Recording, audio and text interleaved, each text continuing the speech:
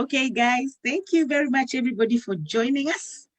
And we are live on Facebook now. So thank you very much, everybody, for joining today. Just a little introduction. I'm going to introduce my guests, the speakers of today, as we talk about BBI. And we know it's not about politics in Kenya, or it's just about diaspora, because we want to know how are we involved with this BBI? Is our interest being taken into consideration with this BBI? So I'm just going to introduce all my guests today, my special guests and the speakers as well. So on my right, I have Walter Onuga, and Walter, you're also going to introduce yourself just a little bit more, okay? And then I have me, Lydia Olette, of course. And then I also have Weldon, and Weldon lives in France. And then I have Alois as well, or Phil. He lives in the UK. And then I have John Kanyaru as well, and he lives in the UK as well. I'm just mentioning your names, but when I give you a chance, you're going to introduce yourself a little bit more, because I don't want to take your spotlight. This is all about you and BBI. And then we also have Ruth Ambogo. She's in Kenya right now.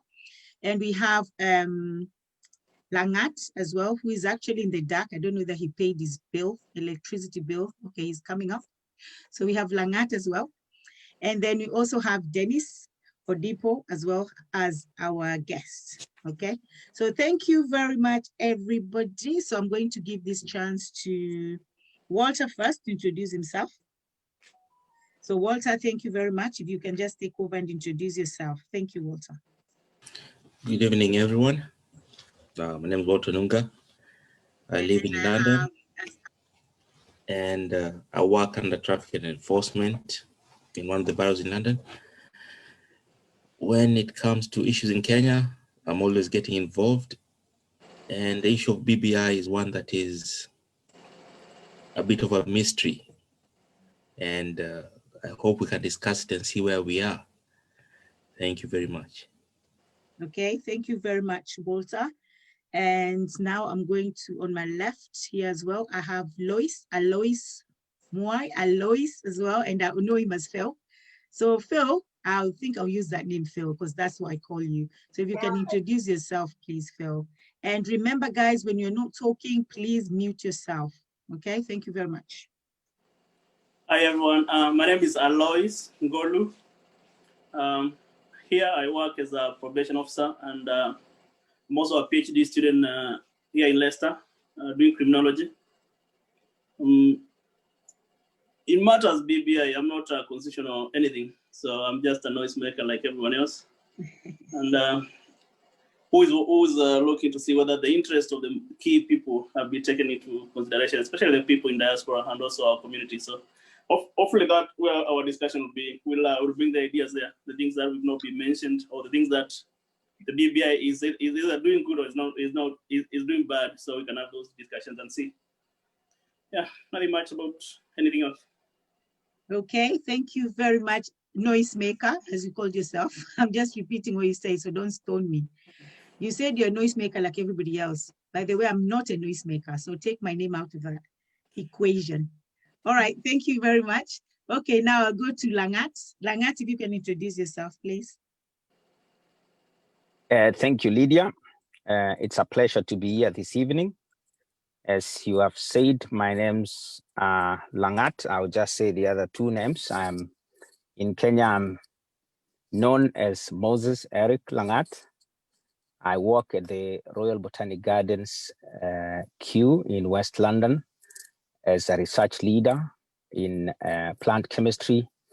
And I am also a visiting professor at the University of Surrey in Guildford, where I teach spectroscopy.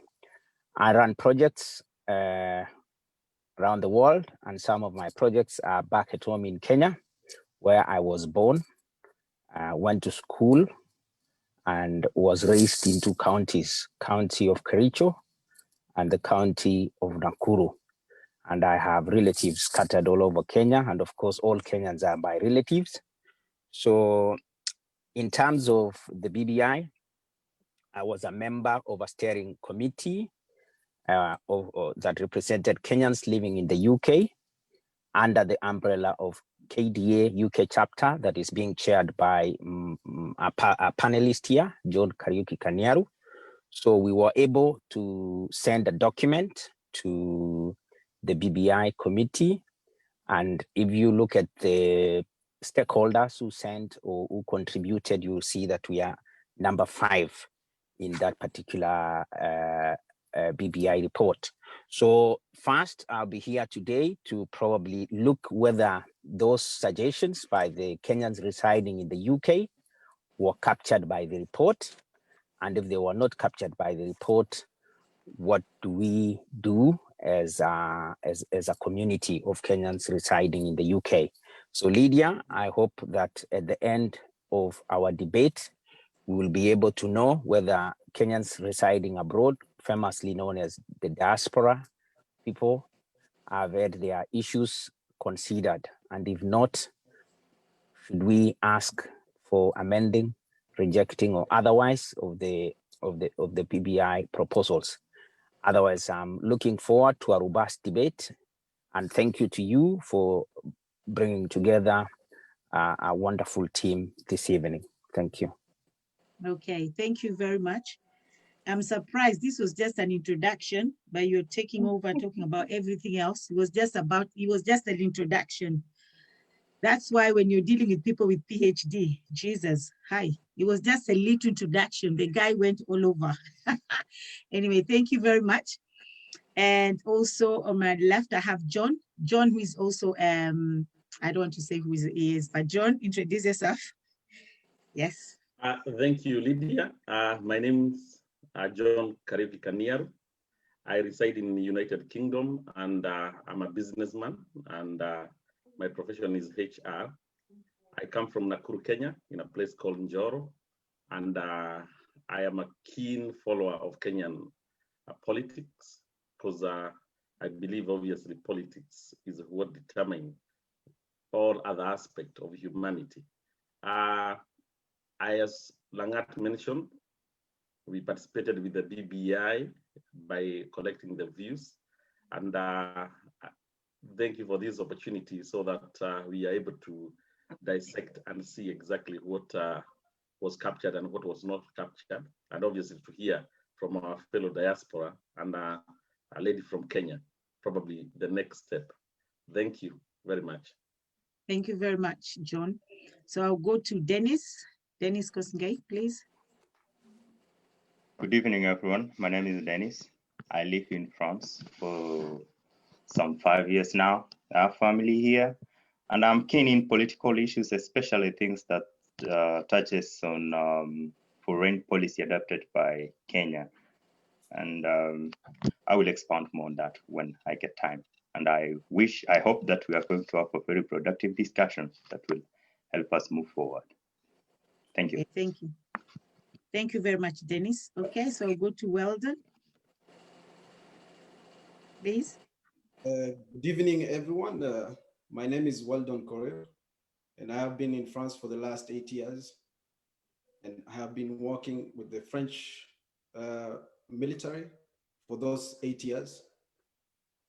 Currently, I am the newly elected president of Kenyans in France Umbrella Association, where we work together with Dennis, who is the Secretary General. And this association has been in existence for the last 2 months, and we are trying as much as possible to diaspora and mobilize each other so that we can come together and work on issues that affect all of us.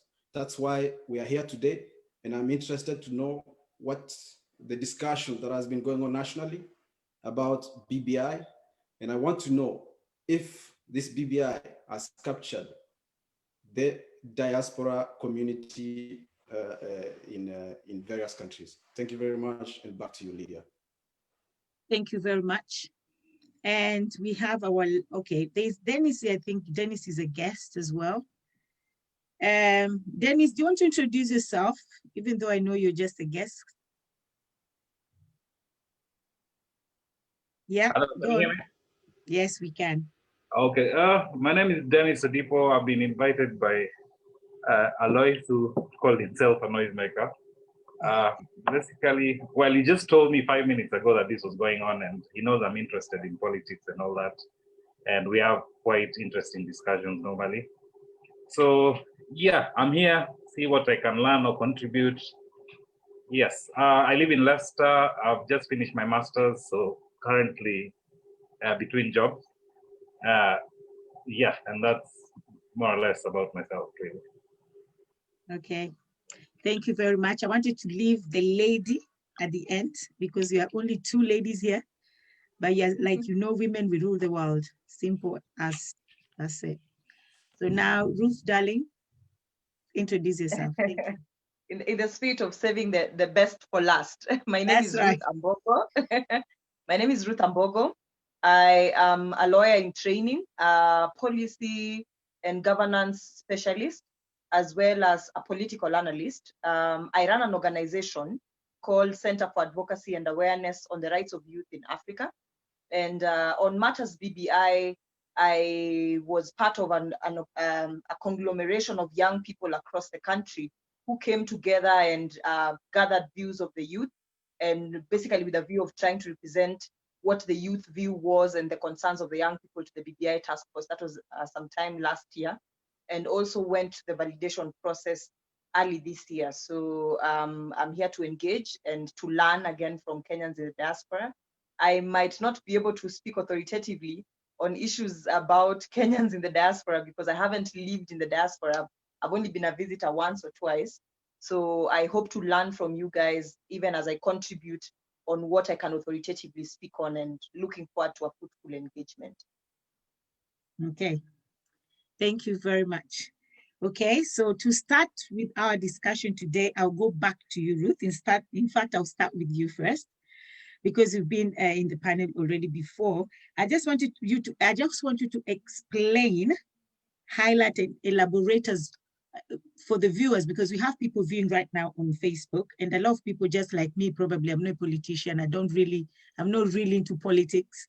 And I know people like John always tell me that, and Phil, Lydia, you can do politics. No, I'm not into politics, but I just want to facilitate this today so I can learn, but not for me to move on into politics, but just to learn what is going on around the around our society, really. So I just want you to elaborate more the key points on the BBI, just the key points.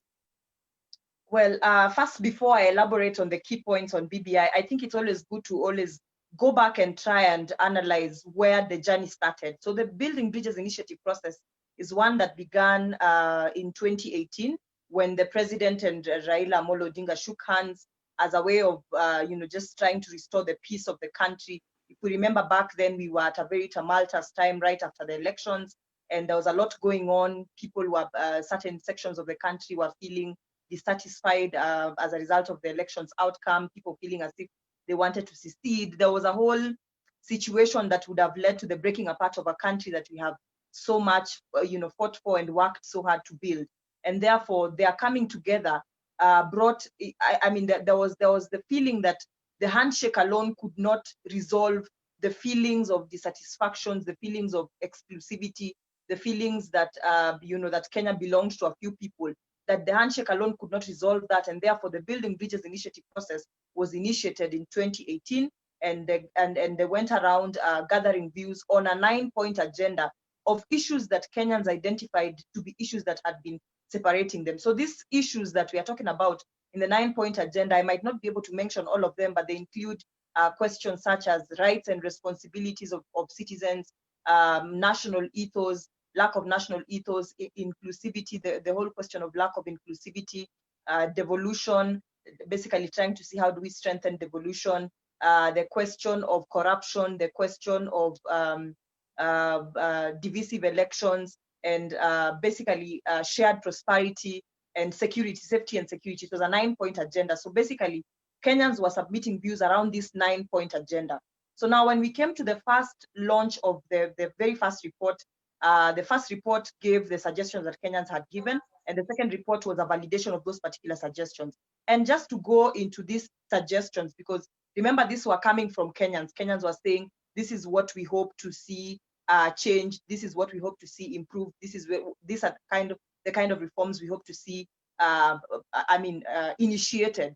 So one thing that we need to understand is that this report, I know that there's a lot of confusion as to whether we are going to a referendum to vote on everything in that particular report. And there has been discussion around whether, some of these issues can be resolved through legislation, through acts of parliament, which is very true, because in the report, the final report that came out on Monday this week, there are issues that have been divided. The issues that are contained in that report have been divided into four categories, or four implementation categories. The first category being constitutional, the issues that require constitutional reforms that might require us to go to a referendum, issues that require legislative reforms, issues that require administrative action, and issues that require policy changes, mere policy changes. Just to go to the major changes, on the question of divisive elections, as well as on the question of divisive election as well as lack of inclusivity, Kenyans generally felt that we always have the elections that leave us divided as a country, because either people feel left out. The whole question, I'm sure most of you have had the discussion around winner takes it all, where one person wins elections and anybody else who was running that particular elections feels left out, and therefore this leads to chaos because people want to win and still lose, or rather lose an election and still feel like they're part of government. So the whole question of lack of inclusivity and divisive elections, the proposals that were made around that was the change in terms of the structure of government. And these changes include the introduction of a new office, which is the office of the Prime Minister. So therefore you have the presidency, you have the deputy president, you have the Prime Minister, and two deputy prime ministers. And the Prime Minister and the Deputy Prime Minister are to come from the party with the majority within the National Assembly, the party with the majority within the National Assembly, and the Prime Minister is to be appointed by the President after 7 days of election. And basically, the Prime Minister's role is supposed to be that he's supposed to be the leader of government business within the National Assembly. He's supposed to coordinate activities of the cabinet within the National Assembly. Because remember, this time round, and I'll touch on that much later, members of the cabinet ministers, they're now called cabinet ministers, will be coming from elected members of parliament as well as experts. So you have that system of government where you have Prime Minister and Deputy Prime Minister, two Deputy Prime Ministers, and then we have an introduction of the leader of opposition, which is a position that shall be held by the person who garners the second highest votes in the presidential election. So that particular person shall sit in the National Assembly as the leader of official opposition with a shadow cabinet whose functions and whose roles shall be to check the government of the day. And so when you look at this arrangement, there's a general expectation that this first and foremost will cure the whole question of lack of inclusivity, whereby once somebody loses an election, they are out for the next 5 years. And what happens in 2017 happens, where a loser goes and swears themselves in, instability is caused in the country. So, that having them in government, having them in the National Assembly guarantees you a seat that that even if you lose elections, you still have a say, you still can keep the government of the day in check. That is the question of inclusivity and lack of and divisive elections. On the same question of inclusivity, there was a whole address on inclusivity of marginalized groups. By marginalized groups, we mean groups that for a long time have not been properly represented in terms of political representation. And here we are talking about mostly women and persons with disability. The question of inclusivity of women in government has been addressed by the introduction of the fact that for every gubernatorial seat or race that shall take place, if one is running for governor, if the governor is a male aspirant, the deputy governor has got to be a female aspirant. So this means that if, for example, we are in a race where all the 47 gubernatorial aspirants are male, then we have a guarantee of having 47 deputy governors, hence helping resolve the whole question of the two-third gender principle, which is a principle that the National Assembly has had trouble trying to implement. We also have the question of the introduction of female senators, whereby in every county you shall have a male and a female senator. On the question again of inclusivity again, it's still a question of inclusivity and representation. The structure of parliament has now, the number of members of parliament has now increased from the 349 that we had. Of course, there is the 290, the official number of 290, and then if you add the nominated seats, the number would come to 349 to now 370, meaning that we have an extra, is it no, 300 to 300 and, is it 70? Yeah, I think it's 370. No, 390, we have an extra 70 seats. We have an extra 70 seats in the National Assembly. Then on questions of, I'm just trying to go along the 9-point agenda. On questions of a shared prosperity. Okay, can I stop you there? We'll continue with that. Okay. In the 9 points agenda, that's where you see today in the panel, we only have people in diaspora. Because diaspora, those 9 points agenda, there's no diaspora mentioned at all. Okay, so I know you're saying there's inclusivity, but we are excluded.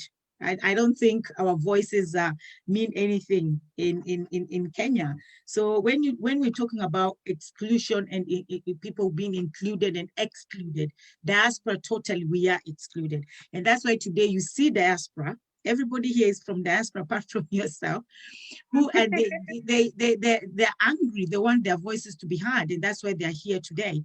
So thank you very much for elaborating more into what BBI is and all the agendas and everything. But again, and that's why I wanted you to start, because you've left the 9 points agenda. There's no diaspora at all, because we've seen the document. We are not being mentioned at all, and yet the remittance in Kenya, we have last year, I think it was 4 point something, we 2.546 billion. Yeah, we are the ones that are sending more money in Kenya than every other sector in Kenya. But yet our voices, we're not heard. Nobody is like we don't exist. So that is where we're here today to discuss that. Okay, so thank you very much, Ruth, for that. So now I'm going to go to Kosgei, who I know is very much against this BBI. And I just want him to explain to us just in few words why he's against it, and also why should we as diaspora get involved in BBI. Langat, can you just mute yourself, or should I do it for you? Langat, can you hear me? Yes, Lydia, I can hear you. I thought you said Dennis. Okay, sorry. No, sorry, I meant you. Okay, fine. Yeah, thank you so much. I think you just hit the nail on the head. First of all, I went through the BBI scientifically. That means I use Control F and scroll forward, scroll backwards. And the word diaspora is mentioned 7 times. Okay. In fact, it's mentioned only on 14 pages. And perhaps it's good because Ruth is here now and she will be the one to defend this report. So page 14, where it's talking about during validation, Kenyans called for a tax policy, which of course we know tax is a big problem for us here in the diaspora. It's clearly mentioned that us in the diaspora indicated that the tax issue is really a problem. So all the BBI says is there is need to develop a policy that attracts and augments remittances from Kenyan diaspora. So it's not even talking about addressing the issues that tax follows us in the UK. That's page 14. Page 117 is talking about promoting, encourage, and incentivize local investments by the Kenyan diaspora to ensure that domestic national savings are high if Kenyans are going to be able to invest in Kenya.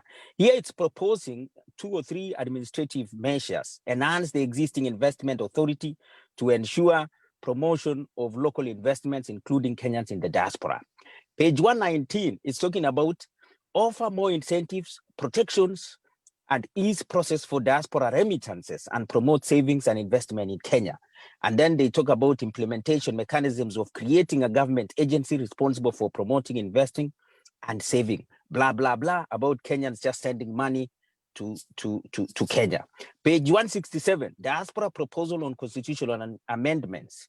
So the BBI steering committee, for example, which we chaired, is only mentioned that we submitted proposals. So Lydia, you've just mentioned, or you hit the nail on the head. This BBI has nothing for a Kenyan residing abroad. But perhaps I will leave it with the other panelists to tell us whether they saw anything that helps the diaspora. In fact, the first report, Lydia, if I may say, did actually acknowledge the issue that we know is a problem for Kenyans residing abroad on dual citizenship. The second one doesn't even mention anything to do with dual citizenship. I want to put something on record. I'm not a dual citizen myself. I'm Kenyan. I haven't quite taken the British nationality. I'm Kenyan. So first of all, I want to clarify so that somebody cannot think that I'm trying to argue to benefit in one way or the other. And I don't want to take much time for now, Lydia, because I'll come back and I'll point out some of the proposals that we had pointed out and we sent to the BBI committee to be able, for them to be able to consider. But then what you have just said is the BBI exclude a Kenyan who is residing abroad. So that's the first statement. So first, I will clarify, because before you had mentioned Dennis, so I thought you meant Dennis. For me, my stand, while we wait for Ruth, perhaps maybe they have read, and being a lawyer, she will probably pinpoint some of these things. I don't mind the BBI proposing whatever it proposes, but I would want to see us as Kenyans being given an opportunity wherever we are.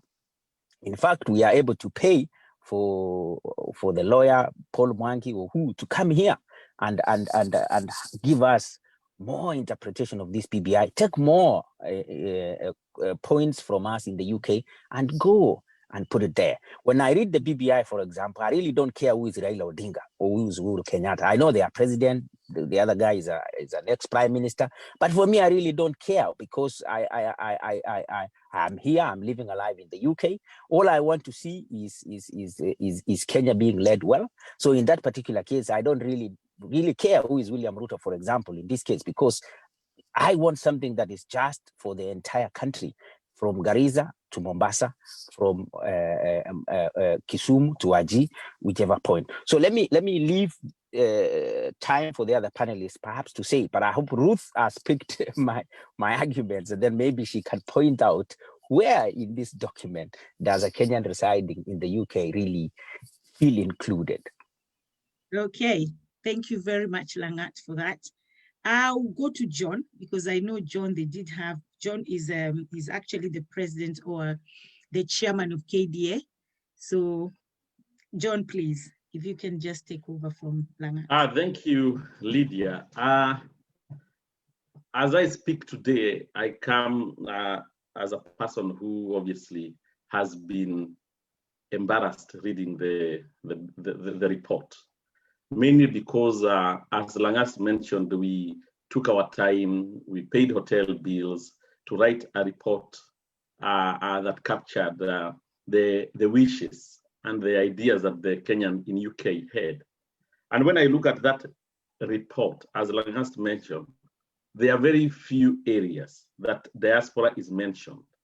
And when you look at the areas that we are mentioned, it is matter to do with to encourage more remittances, to encourage more investment, and having a diaspora desk at a bank in Kenya, like a family bank or any other bank that will be created tomorrow. I think the interest of diaspora is broader than that. When we were collecting the views from diasporas here, one of their clarion call was, and they were quoting Martin Luther King when he said there is no taxation without representation. If the government policymakers have come up and acknowledged that diaspora has overtaken tourism, coffee, tea, in terms of earnings for the Kenyan government, you would think someone would have sat down and looked at this issue of diaspora from a different angle.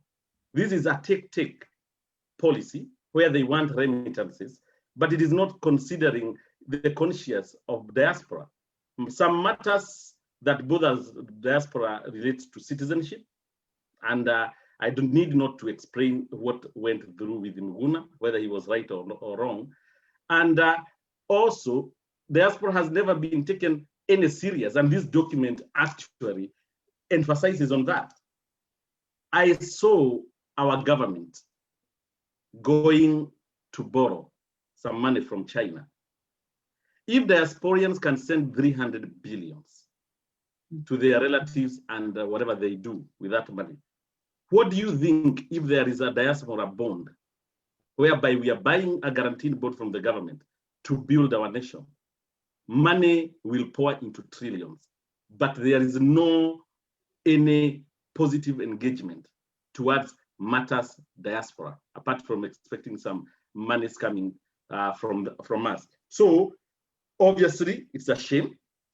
We will be sharing what we had submitted on matters diaspora, because our intention was about investment, but also about policy and representation. And I think that is where we are failing. The government needs our money, which is okay, but can we have some diasporian in the policy making level and in the legislative so that they can legislate? And probably someone needs to point that governments that have taken matters to do with diaspora seriously, like I think it's Philippines, they have a ministry of diaspora, which is was one of the things we were trying to propose. That ministry work every day to look at the talents that they have in excess and sell them abroad, and as well to see how that those people who have gone abroad, how they can invest to develop their country. There are matters right now, if we had a ministry of diaspora, you would be expecting. The NHS is saying it doesn't have 60,000 nurses, and we are told we are channeling more nurses than are required. Anyway, I'm just airing, saying the diaspora are ready to engage. There are matters to do with talents. When we are told that London congestion was sorted by a Kenyan who drafted it, and we have traffic jam in Nairobi, it's a joke. Who is taking these people seriously? When the white man came there, they actually a lot of brain drain has come this way. It is a question of taking those brains back to build our nation. Anyway, I don't. When we get into the nitty-gritty, maybe I will expand. But sorry for airing the frustration, because this document to me has a lot of holes, and I think we really need to be told by Our Lady, is there a way? Is it cast in iron, or will this document be redone again so that probably we can resubmit what we had submitted? Thank you. Thank you very much, John. Thank you. Don't be sorry for airing your frustrations, because I think every diaspora, because I also have, somebody said, okay, somebody's asking where to get the documents, and Joy, I'll send you the documents. She lives in Germany. I'll send you the documents, Joy. And then Germany is recognizing diaspora. They have a very good project called WIDU. We do helping diaspora to start small businesses back home. That is in Germany.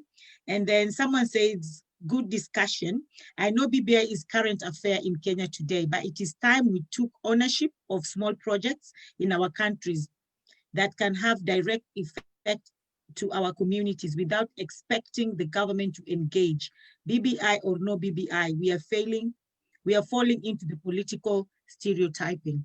Okay, somebody said, how much is total Mikopos before we perish?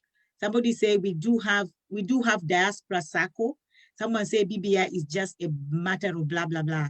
So yeah, so we do have some people there talking, but I'll go to Weldon. In fact, Weldon is the one who came up with this idea. He was like, Lydia, we're fed up. We need to do something. So thank you very much, Weldon, actually, for coming up with this idea. So I'll pass the microphone to you. Thank you, Weldon. Thank you very much, Lydia. First of all, I want us to understand where we come from as a country. As Ruth has mentioned, the history, the formation, or how we came all the way to BBI, where we are now. There was a disputed election. That is to say, our institutions are not really trusted. So it went into having a handshake. So the handshake idea was really good because it gave Kenya the political goodwill. And this political goodwill should have been, I expected the president to use this political goodwill to strengthen the institutions, especially the IEBC. So from handshake, and now we are in BBI, this Building Bridges Initiative, which is a good initiative. I like the initiative because it gives us the opportunity to make reforms. So this is the opportunity for us to look back at the 2010 Constitution and say, yes, so since 2010, perhaps we can do something to better or the challenges that we have been seeing. Even the deputy president, for example, doesn't have a portfolio, doesn't have a function, or the deputy governor, or issues like this, all the institutions be independent as much as possible. Now, when it came to BBI, and they say that we need to be included, inclusivity for everyone, this is where the challenge is. As diaspora, because we speak as diaspora, most of our colleagues have mentioned about the diaspora remittance being the leading source of foreign exchange in Kenya now. I want to tell you that in 2019, as Lydia said, tourism gave Kenya 172 billion Kenya shillings. 172 billion Kenya shillings. Tea gave Kenya 117 billion Kenya shillings. Diaspora remittance gave Kenya 280 billion Kenya shillings. That's the money we send home. So we send a lot of money home, we do a lot of things home, and the most important thing that we expect is, like any other foreign direct investment that invest in Kenya, the first thing they see is country risk. And as well as us, as much as we are Kenyans, we also see the political issues back home. So as our colleagues have mentioned, with all these diaspora remittance that we give home, what are we supposed to get ourselves involved in? The government, the BBI and everything, there is nothing about diaspora. So this document doesn't recognize our contribution to our country. So this is why we have come together today as diaspora, Kenyans in France, Kenyans in the UK, Kenyans everywhere, and say, let's have a conversation that benefits all of us. And the first thing I want to challenge before I attack the BBI and everything that has been going on back home, I want to challenge the Kenyans in diaspora. Kindly, let's come together, because if we have one voice, we can change these things. They have taken the opportunity because we don't have one voice. Now the Kenyans in France have started the Kenya Umbrella Association. In 2 months ago, this is a new association. And I want to encourage all the diaspora, wherever they are, kindly come together and form an association, all associations, so that we can speak as one voice. Coming back to BBI.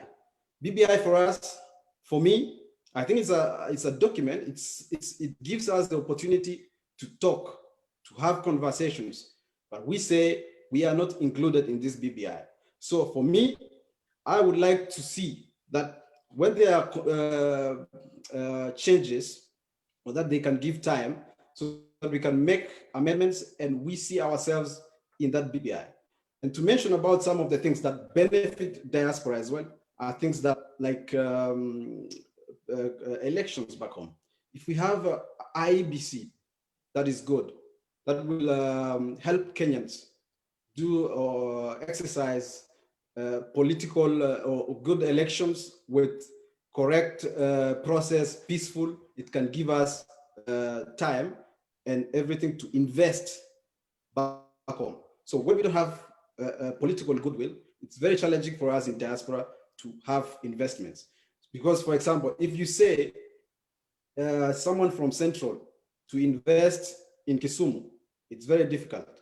Someone who is in diaspora cannot buy land in Kisumu. These are some of the things that we need to see as diaspora, because we have the capacity to invest, but because of tilting political situations back home, we cannot invest.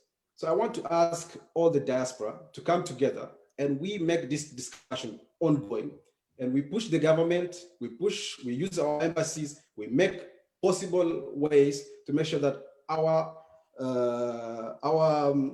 discussions or our issues are included. I want to thank those guys who participated in the BBI, though most of us, we were not even aware. It was not yet, for me, it was not yet a conversation that I was part of, because I was not in for BBI, I was in for handshake, but now it's a conversation that involves all of us. So for me, as we have seen in that document, I haven't seen anything that benefits the diaspora, and I want to request those people, Ruth, wherever you are, pass the message. We are going to make sure that diaspora is represented, or this BBI is not for us. Thank you very much, and back to you, Lydia. Thank you so much, well done. And I want to go to Phil now, but Phil, I want you to highlight one comment that somebody said already, but I just want you to highlight that. Some of the person who said good discussion, I know BBI is current affair in Kenya today, but it is time we took ownership of small projects in our own communities without expecting the government to engage. BBI or no BBI, we are falling into the political stereotyping. What do you think about that comment? Can you answer that person, please? Phil, I'll throw that to you. How possible do you think that is? Because, just a quick one, yeah. What? I don't think that is pertinent with the issue of BBI. A lot of us are undertaking projects at home, and we are not being stopped by BBI. A lot of us Kenyans in the diaspora have already disconnected with the government of Kenya, because we realize the government has no interest in dealing with us unless there's an election where they come here asking for people or begging for people to be on their side. So the issue of ownership of projects, I don't think it's pertinent with it. It's an issue really. However, I think someone has mentioned diaspora needs to come together. That coming together can help a lot of, can help us create something we call the political economy, or kind of that association where can attract other people. If you look at, and I use the Jewish, for example, the Jewish lobby group. If you look at the Jewish lobby group, it's both in America and in the UK. Mm-hmm. That coming together has created a situation where most politicians in these Western countries have to speak to that group for that issue. But in terms of running projects in Kenya, I don't think it's really an issue that affects a lot of people in diaspora, because I don't feel, and I don't see it, I don't see any hindrance or anything stopping Kenyans from engaging in projects, especially in our areas where we come from. For example, like I know you bring up some things in Kibera, and that people are doing things in Makueni, where I come from. So I don't think that really we need, or that has ever been hindered by the political directions of Kenya, or the bigger political spheres in Kenya. Now, back to the BBI. Mm-hmm. I want to dwell on the process, how we arrived to this, the process of the whole BBI thing. And the first question we should be asking ourselves is really, what is a constitution? Why do countries have constitution? One of the reasons countries have constitution is to make governments that are powerful enough to lead at national level, but also not powerful enough that the rights of individual citizens are impacted.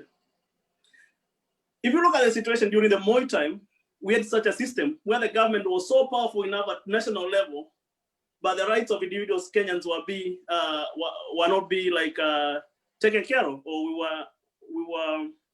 people were getting arrested left, right, center. So that's why we created that. That brings us to our next question. When we do constitutional amendments, we amend constitutions to correct a fault, and also at the same time, the implicit reasoning of why we do constitutional amendments is to highlight our constitutional values, the things that make us Kenyans, the things that make us who we are. Now, before the 2010, we carried a constitutional, we carried the 2010 constitution came in to correct a fault where we had a powerful government and the rights of Kenyans were not being respected. And we ended up with the 2010 constitution, which I may not like, but compared with where we are going, it actually looks like the Bible or the doctrine that should be ruling us. Because that book, the 2010 looked at the affairs of diaspora. For example, a lot of people are raising about the affairs of diaspora. That 2010 recognized the dual citizenship. And if you remember well, there's the Kenyatta on his first time even had someone in charge of diaspora affairs. I think Dennis Itumbi was in charge of diaspora affairs. Now, somewhere along the line, the issues of diaspora were forgotten. And then we ended up with a document that does not recognize that. Now, moving on to the process, why did we have the BBI? The BBI was formed because two people could not agree on who was won an election, and we ended up in a turmoil. Now, there was a disputed election in America. Did they change their constitution? No. As long as we have the presidential system, the parliament system we have, as long as we have faith in that system is enough itself to carry out the changes and create bodies that are powerful enough to protect the rights of Kenyans, I don't see why we should have ended up with a situation. But maybe whatever, let's say even we ended up with a BBI, how inclusive was this situation? It wasn't. Look at the people who, the committee, even Kenyatta himself said, Ruto is the one who suggested some of the wazees. So was it an idea where people are suggesting who is going to do this and who is going to do that? If we were to go on a tour where let's get people who are, a number of people who the communities believe this person represents my interest. For example, the doctors would have brought the person who believed the interest of the people leading the health is the best person. The communities that call themselves marginalized would have brought that person that they believe will do their interest. Now, another question we'll pose on the process is, who does these amendments, the constitutional amendments? Basically, most times we end up having experts to come up with the ideas like the ideas that the constitution, the ideas that will end up correcting the fault that was already identified. But there was already in the 2010 there were faults, but none as explicit the BBI comes to say we are correcting this fault. None of the faults that were identified in 2010 have been addressed by BBI, other than how do we solve the situation of political losers. That's what BBI is trying to address. The issue of political losers that's the only question it's trying to address. Now, I think they've thrown some in there to entice Kenyans, and they say, oh, we are going to give the communities that 5%. The Kenyan government at the moment cannot remit 15%. Who told you they can afford to remit that 5%? Look at the economic situation in Kenya. We won't be able to even run a country. That time they are talking about remitting that 5%. The issue of Kenya is nothing to do with tribalism. Let's not lie ourselves. Oh, we have a VP who is a Kamba or whatever that they are going to solve our problem. The issue of Kenya is Kenyan leadership or Kenyans who end up in leading positions. For example, let's look at one of the suggestions of the BBI is like people who lose elections end up being nominated, for example, in the county assembly. Can you imagine a situation where we have someone who won an election and someone whom he defeated sharing the same county assembly? How do you even expect those people to pass anything that can help anyone? Now, despite all we can talk about the issues being addressed by BBI, which BBI is not addressing anything, actually, BBI is a joke for whoever has read it. But the process where we arrived at BBI is wrong. And they say a lot of people, they say people in England dwell on technicalities. If we end up creating something based on a false process, then the whole entire thing can be challenged by someone, and nobody will ever be happy. Nobody will be happy if every time we lose an election, then we have to change the constitution. Instead of, how do we strengthen those bodies that were supposed to supervise an election that went wrong? It is not about calling some political parties to elect to appoint whoever we believe is a right commissioner to be in that BBI to take our IEBC to take our interest. No, empower a body that is capable of sorting our election. Then we end up BBI has come all the way and they put out as we're going for a referendum. What are the questions that are going to be posed by the referendum? Is it a yes or no? We all saw in Brexit what we ended up when we said it's going to be a yes or no. We cannot even figure out how we are going to leave EU. So if we are going to end up with us, if we have a process that is false, correcting a document that we thought was false, but we've not addressed those faults, we end up with a joke document, then we cannot even know what to tell Kenyans, what we are going to like, are you going to vote yes? Are you going to vote no? Or what is the question they are going to pose? Okay, some people Phil, think, let me stop you there. I can see you're very passionate you're very passionate about this topic. So I'll stop you there, but bring you back. So just put a full stop where you are, but you come back and continue.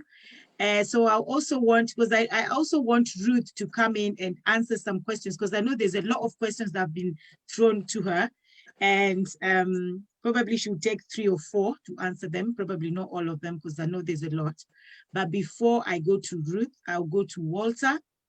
Walter, if you can, and then I'll read some, there's so many comments here, I'll just read a few of them. But let me go to Walter first and hear what you have to say. Walter, please. Alde, can you hear me? Yeah. I'll just say with the BBI report, it has been a letdown for the diaspora, as many comments and most of the things that come back is that they look at the diasporans as a cash cow or a cash machine just for putting in money into the economy. Right now, we've had a COVID situation or the pandemic. If you look, I believe the people living in diaspora never stopped remitting money back home for whatever projects, whatever they're doing. I believe that this BBI, it has good things and bad things. I believe we should not just throw it out, but I believe our voice needs to be heard as people living abroad. And when I talk abroad, not only anybody living out of Kenya needs to be heard. We have very many people living abroad, and they contribute a lot to the Kenyan economy, whereby they're taxed heavily both ways, through their remittances and through whatever they're doing wherever they are. I mean, you don't have to, just need to go across the borders from Ethiopia, Somalia, Sudan. We have so many Kenyans living there who are referred to as diasporians. I would call them expatriates, you know, where they should be recognized. And this BBI needs to come out, and we need to push forward the agenda of what we stand for inclusivity and our thoughts to be heard. Thank you. All right, thank you very much, Walter. Now I'll go to Dennis. Dennis Kosgei, please. We need to hear your views on this. Good evening, everyone. Yeah, I muted myself because I was expecting Walter's talk to be a little bit longer. For me, I don't know where to place myself after all that have been said, but I'll start by an analogy. There's a story of a Canadian, this is a real story, who went to Africa, who went to the Congo, the Belgium Congo. And there he found that the natives were playing with some interesting stones, which were later discovered to be diamonds. So he gave money to the chief. He built a very beautiful house for the chief in the hill. And the chief sat up there and let him do whatever thing that he wanted to do. Then the guy went to the Belgium government, and the government made it illegal for the locals to carry those stones.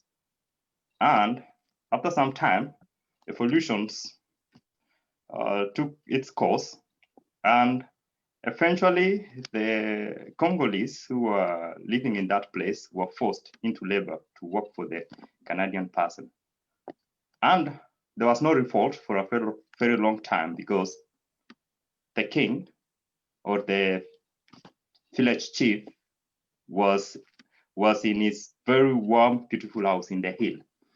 There's a very big problem with leadership in Africa, especially in Kenya. We are being led by people who are most of the time ignorant of what is actually happening in the world. And this touches on the BBI. And I want to approach this BBI in a very different way. It's a failed document, and I'm not complaining that the diaspora community is not mentioned in it, because this document, how did it start? It started with two people, and the interests of two people should logically be in the heart of the document itself. So I saw all that evolution of the PPR and all those things, and the team was trying to bring in more people one at a time, eventually bringing in the whole country into the affair of two men who should have just talked and sought their differences and let us be. Kenya has a very good constitution compared to other constitutions in Africa, even compared to some of the constitutions in Europe. And this proposed changes in the constitution touches on the parts that actually we've made progresses on them, like the judiciary. And I will dwell more on chapter 4 on the Bill of Rights, because I come from the IT sector and I know the importance of data protection and that. I'm not like an expert, I know everything about it, but I know how data can be accessed. I know how much data is worth. And chapter 4 of this report is proposing some things to, I don't know, they are not even policies, they are not very clear, they are not legislations, but they are saying that there will be ways that the government will protect personal data. Personal data is becoming a point of talking nowadays because of what is happening, digitization and all that. And mark you, this is the same government that contracted illegally a foreign country to contact the Huduma number and all those things. I have a friend who is an MP, and he was telling me about the fort that you all know about it, about the Idemia being blocked by the court. And before that, the Kenyan parliament actually voted to make voted that it was illegal for the company to operate in Kenya, because it's going against the Kenyan law that they should have a legal representative in the country and a fixed address. So the company, a foreign company, a French company, was operating in the country legally, but this company is being trusted with the most sensitive information about us, and the government actually went against the constitution. The government didn't even listen to what the parliament was saying. The executive forced its way and made sure that this process went through. There are talks that universal health care is long overdue in Kenya. There are talks that when President Uhuru became the president, that was one of the first things that he tried to do. And there's a collaboration between Cuba and Kenya that was progressing towards eventually having like a professional healthcare system that works. And then after that, we would have maybe a universal healthcare. But Huduma number came and overtook all that. Did we need to have these Huduma numbers? No.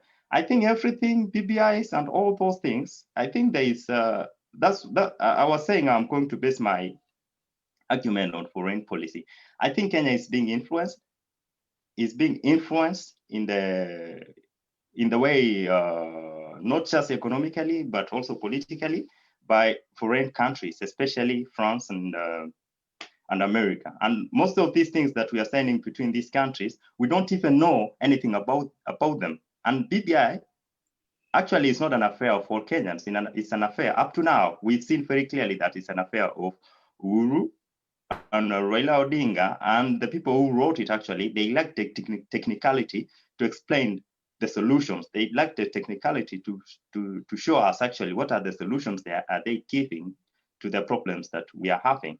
They are giving some sort of mere propositions without going in depth of that's what we are expecting of our professional organization, actually, so that we, the citizens, can see, yeah, actually we have this problem, but the solution that they are proposing is going to work, and we have actually to change the constitution so that the government have the powers to do that. Most of the things in this constitution, especially on matters of devolution, things that I think the government can incorporate in its own policies and we move on. In page 9 of the Constitution, it's very clear that, not the Constitution, sorry, of the proposed, of the proposals of the steering committee of the BBI, is very clear, and it shows us, even in the first page, it says that we are so fast to adapt like the Western style of governance and all that. And this is the government that is showing us that they actually have an intention of taking us back from a democratic country to something else. And a democracy actually is not like a Western thing. Democracy existed in Africa before. People used to talk, people used to vote. And they are saying they want to shun away from the Western styles of governance, and they want to adopt something else, which they think will adapt more to our situation. No, I think we are the ones who have the problem. So that's why I raised my case. This is an affair of two gentlemen who are involving the entire country for their own differences. So do you think we shouldn't even bother or care about the BBI because it's a agenda for two people?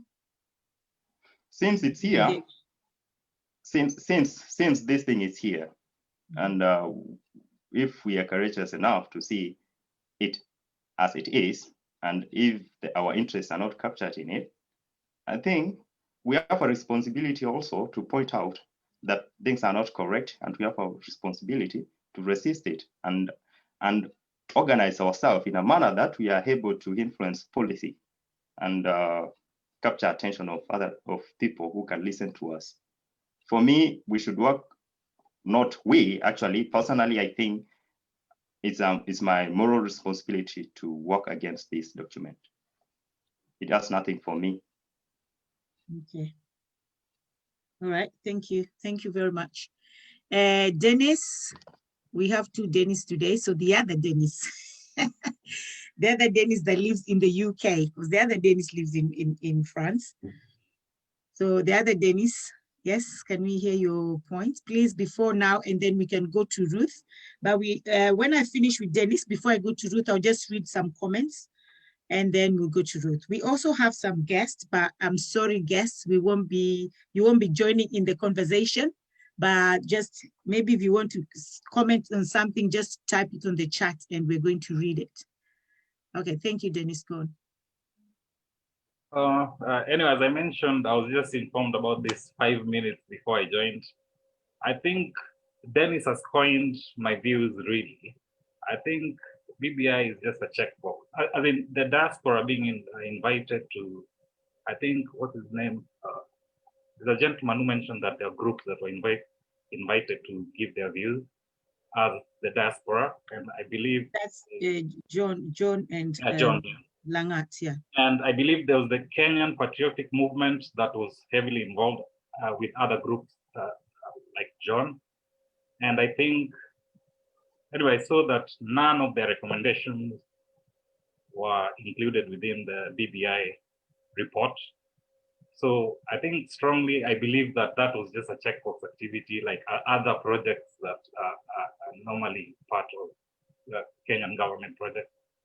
So I believe it's, as Dennis said, I think it's just an affair between two gentlemen, and until they convince me and other Kenyans otherwise, I don't think there's any sort of really positive interest for Kenyans in this BBI report. Maybe, what's the name, Ruth can convince us otherwise. I don't know. Yeah. Okay, thank you. Thank you very much. I think, because there's so many comments, I don't know if you guys can read the comments as well, but I think there's so many people who are saying, oh, we have organization like this, we have organization like this, and so many different diaspora in France, Germany, I don't know where, even in the UK, they have this organization. Why don't you join this? Another one now is called Kenya, what? Kenya Moja National Party. There's all these different parties in diaspora. And somebody say, perhaps what we should do as action, use social media to get the attention of the government to engage. I'm thinking digital protest. We can agree to use similar platform. Lydia Olet inviting Kenyans in the diaspora to wear protest t-shirts or banners. Pick a day, anything short of this is just talk, talk, talk. Well, personally, I feel like because we have so many organizations, there's this and there's that and there's this, we're not really together as diaspora. But if we had one umbrella, like this guy actually is also suggesting, if we had one umbrella, and then even if we approach now and we say, okay, now we're here, we want us to be included in BBI, then they'll listen to us. But the fact that it's so many different organizations, and this organization is saying this, and this is saying this, and this is saying this, it's too many. I think it's too messy. But if we were just together under one umbrella, which to be honest, it's gonna take time. That's difficult because diaspora is huge. From like Walter said, Ethiopia, so South Africa, they're all diaspora. It's huge. So I think it's us, instead of it being just talk, talk, talk, like someone said, we should find a way how to bring all of us as diaspora under one umbrella. And I think by doing that, our voices then will be heard. Can I say something about that? Yeah, go on. I think, as I said before about the Kenyans in France Umbrella Association, other countries should follow the same, because we have other Kenyans associations within Kenyans in France Umbrella Association. And Kenyans in France Umbrella Association is recognized by the embassy and has other associations inside, and is the only body that communicates between the embassy and other Kenyans. So if you start like in other countries to have all these associations coming together and individual members to form one single umbrella association, so that it would be easy. I know it's difficult. Even here we have challenges. There are some other associations that does not want to be part of umbrella association, but it's the beginning. So it's a challenge, but it has to start somewhere. So I'm challenging the Kenyans in diaspora to do this. We are like over 4 million Kenyans in diaspora, and we don't have a voice. They are not listening to us because we are not united. Yeah. If we do like this, it's zero work. Back to you. Yeah. Yeah, go on. Go on, Dennis. Lydia. I think what you're talking about, like having an umbrella a sort of system where it includes all diaspora, not just the UK, but an umbrella system. And I think, correct me if I'm wrong, I think within the proposal given to the BBI committee by diasporans was to form a ministry of diaspora affairs within Kenya that could be an umbrella sort of system where all views are collected together. But I think this was not mentioned in the report.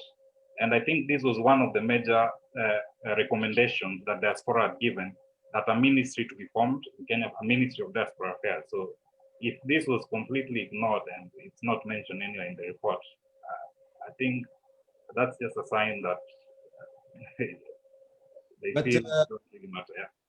Yeah. Lydia. Sorry, Weldon, I'll cut you because I have Kosgei who raised his hand up. There's how you can actually raise your hand up as the people of .com. You raise it the way Kosgei raised. You don't just raise it virtually like this, because then we have to be .com as well. We move with the time. Don't be left behind. So well done. You're left behind a little bit. So we'll talk later. Let Kosgei. Actually, Lydia, sorry, I'm the one who confuses you. This is Langat. So I raised my hands. I know I made a mistake and I joined this using something called Keola there, which looks like Koske.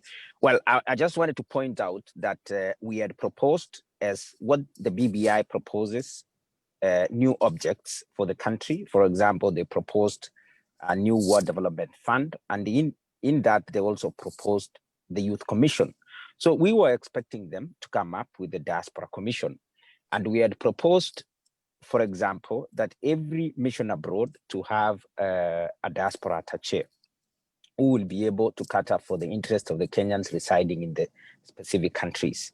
And in Kenya, we had proposed that the Department for Diaspora Affairs within the Ministry of Foreign Affairs be created. And we proposed that there be a principal secretary man these particular diaspora desks.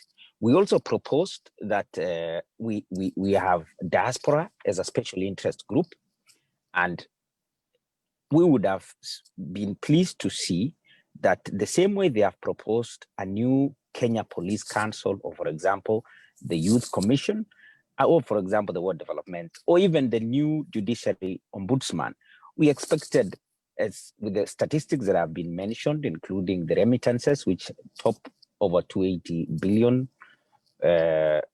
shillings, that's a huge chunk of money going into Kenya. We were really just expecting some little consideration.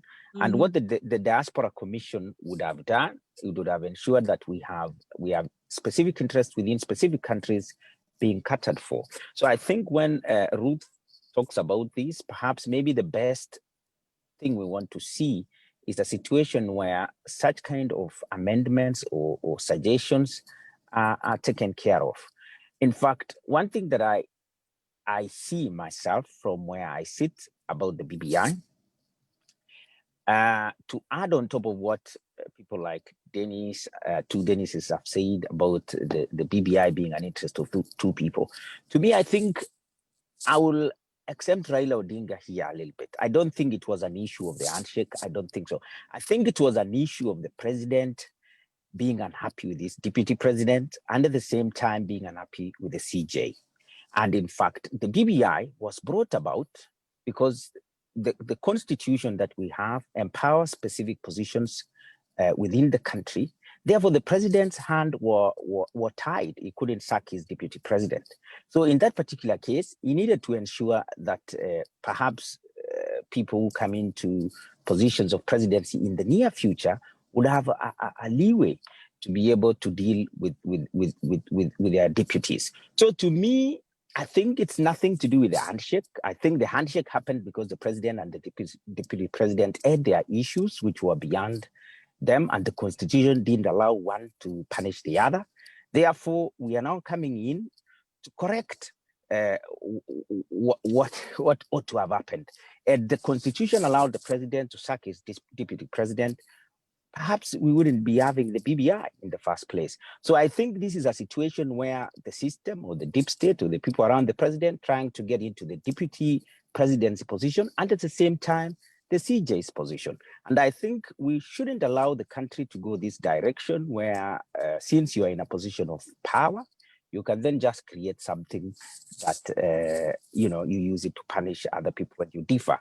And what we want the constitution to do is to actually entrench power within these positions.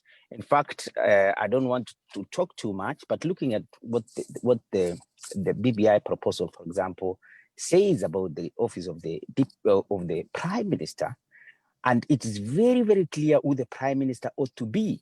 So my first question is, why include a section to say that the president can dismiss the prime minister? On what basis? When the person who becomes the prime minister is defined by the political party. So why do we have to give a president some power that is unnecessary? So I think the BBI is just a useless document which should just be torn, or perhaps it's amended before we even talk. Thank you, Lydia. Okay. So it looks like it was actually founded on a selfish grounds, the BBI. It was founded on selfish grounds. Well, I know Weldon wanted to say something. Weldon, do you want to say something before I read some of the comments here? Yes, I wanted to say that to tell the Kenyans in diaspora, let's not wait for BBI and all these things to say that we have to come together. Let's challenge ourselves and form these associations among ourselves before we're thinking about proposals that we give to BBI and all these things. Of course, they are not thinking about us. It's only their benefits. As you can see, they are increasing positions in executive, and they are empowering to strengthen the presidency so that the next president is more powerful. We need to challenge ourselves and form these umbrella associations. Each country, let's try and let's challenge each other and let's come with this. Because we don't even have, like we say, even now, if we talk like this, there's no way we are going to vote. There's no way our voice can be heard. because we don't have we don't have we cannot vote for this. The first thing they should start with is to strengthen the IEBC and make sure that diaspora can even vote, we can have our voice in all these things. So I'm telling all of you guys, I'm asking all of you guys to put your houses in order, each and every country. We are trying in France, you do the same. I know UK is big, I know US is large. You can do the same. You bring all associations, you have an umbrella association. You don't have to all be in the umbrella associations because it's difficult, but you can start small. Thank you, and back to you, Lydia. Thank you very much. And Dennis, I would like you, because actually Dennis Kosgei was meant to be my co-host. I don't understand how he became one of the panelists, but it's all right. I can do this. I think it came just. I think it came just naturally. Naturally, good. And if you want me to help you out, I can. Yeah, I just want you to answer on the chat on Zoom. There are some questions, but what I can see you doing, you're answering it privately. So it's only me who can read your answers. So do it for everybody. You're doing it privately, and I do not ask those questions. So you need to say everyone, and everyone will see your answers. Then you'll be answering Morris, who actually asked the question. So do everyone and then answer Morris, please. And before we go, also back to Ruth, I just want to read something. Somebody actually said, I'm locked and I'm in Texas, and I can just say BBI is a scam. That's someone watching from Texas, by the way. And then we also have people watching from Dubai. We have people watching from all over the world, actually. And somebody say it's the beginning of a conversation that has been overdue. Why the hurry of a referendum that is being pushed to happen by 2021? We do not reject BBI, but let's go bit by bit within all those proposals from legislative policy, etc. So leadership should go to every tribe and see what will happen. So leadership should go to every tribe. This person feels like leadership is only one-sided, and we have more than 42 tribes in Kenya. To me, the BBI was just for the two people, Uhuru and Raila. If it was the genuine one, they could have included all the top politicians. There's so many, but you guys can read them later. And then silent majority to Konyuma BBI. Okay, somebody said they're behind the BBI. And guys who are watching as well on Facebook, I'll just ask you to share, please. Just share, just share in Kenyan groups, because I don't think other people know what BBI is or probably interested. But just share on Kenyan groups. We have so many Kenyan groups. Share on your friends as well, with your friends, so that everybody can get involved. And that is how we all start getting involved, by sharing. I am in the UK, but BBI is a conversation, is for only the elites. Wow, that's what somebody thinks. They live in the UK. What captured is only seats for the elites. It has nothing for Wanjiku or Mora. Okay, so somebody thinks BBI is just for the elites. This is someone who lives in the UK. So you can see how diaspora are feeling about this BBI, because Texas, not interested. Every UK, not interested. So they think it's a scam. So we have to do something about this BBI. Do I agree? I don't know, I'm not an expert. Okay, so now I'll go back to Ruth again, because I know Phil also is itching on his chair to say something. This guy should be the next president of Kenya, I think. He's itching so much. So anyway, Ruth, over to you, Ruth. There's so many things to be highlighted. Yes, there's a lot to be highlighted. There's a lot to be clarified. But just before, because I felt like when everybody was talking, they were saying, you know, hopefully Ruth will convince us. Hopefully Ruth will make this clear. Hopefully Ruth will represent us. I just want to clarify that I do not hold brief. I do not hold brief for the task force. I am here on a personal capacity, and as a Kenyan who genuinely is on the other side, as opposed to majority of the members here, is on the other side, feeling that this is probably a conversation that could bring about the much needed change in this country, looking at the proposals that have been given critically. And having clarified that, there's a lot of talk about one thing that I would like to demystify is that they talk about this is a document for two people. In fact, I've had the last person who spoke before you went into reading the comments had very good proposals. One thing that I didn't understand, and I mentioned at the beginning, is that I might not know the issues affecting Kenyans in the diaspora. I might not know what propositions you guys would have wished to see in this particular document. And I was very glad to hear the last gentleman mention quite some good things, you know, the establishment of a diaspora commission, Department of Diaspora Affairs within the Ministry of Foreign Affairs, a diaspora attaché to every embassy. Very, very good propositions, and I was happy to hear that, until he got to the point where he started talking about how he feels that the document is was as a result of the president, or this whole process was as a result of the president not being happy with the deputy president and the chief justice. And I would just like to take him back to the events of the handshake. The handshake came literally 5 months after the elections, about 5 or 6 months after the election. At that particular time, the president and the deputy president were two very happy brothers working together, wearing red ties and matching suits, and, you know, sharing light moments out there in the public. It was until the handshake that now their relationship, after the handshake, that their relationship began deteriorating, you know. So when you say that the handshake was because of lack of communication or issues between the president and the deputy president, clearly you can see a fallacy there. They had just come from an election. In fact, their relationship began deteriorating after the, you know, handshake, and for various reasons that have been out in the public, and for various reasons that even the president mentioned on Monday. Second, to demystify the fact that this is a conversation between two people and this was a document for two people. I don't know why we as Kenyans tend to forget the effects of every contested election that we have as a country. And we are now forgetting, and I think it was Alois who was saying that, you know, this is a document that is supposed to be resolving issues of political losers, and because these were just two people who could not agree, who could have resorted to a private resolution of the problems they had, and basically saying it's a conversation about two people that could have been resolved without us going through this entire process. I wonder why we downplay the effect of contested elections, of skirmishes during elections, of uncertainties that usually surround our elections.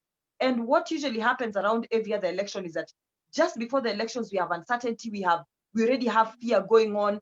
I engage with members of diaspora, and I remember in 2017 when the elections took place and there was this whole uncertainty after the elections, I was talking to some members who are Kenyans in the diaspora, some of them in the US, and who are saying, I'm not going to come to that country until I'm very sure that things have settled down. Investor confidence loses in the country. We lose a lot of billions because of contested elections. So when we downplay that issue and think it's an issue between two people who, one of them is exiting power and has clearly mentioned in the past severally, and even on Monday mentioned that he has zero interest in going back to politics.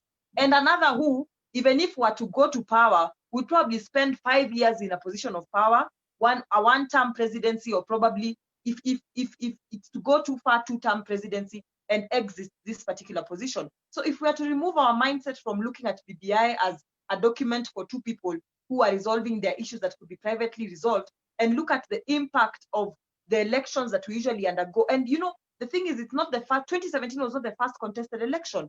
We had 2013 that had its uncertainties. We lost billions of shillings. And it is estimated that Kenyans, we lose about 3% of our GDP in terms of 3% of our GDP in terms of revenue anytime we are having an election, regardless of whether that election has skirmishes or not, about 3% of our GDP, which is a lot of money.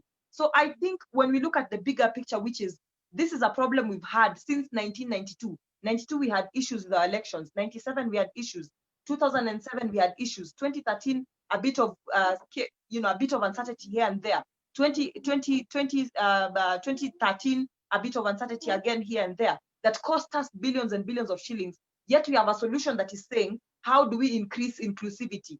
How do we ensure that, you know, we do not have a situation where winner takes it all, where even the person who comes second is recognized as a person who has an influence, whose influence, if ignored, would actually lead to an ungovernable country, as what would have happened in 2017. So if we look at these issues from that particular lens, then we can be able to resolve we can be able to resolve the misconceptions about this document being about two people. And then to go to the issues of Kenyans in the diaspora, we cannot underestimate the power of solidarity. And I've had Weldon talking about it very strongly. And in fact, one of the persons who was commenting was talking about how, you know, maybe you guys can mobilize through online.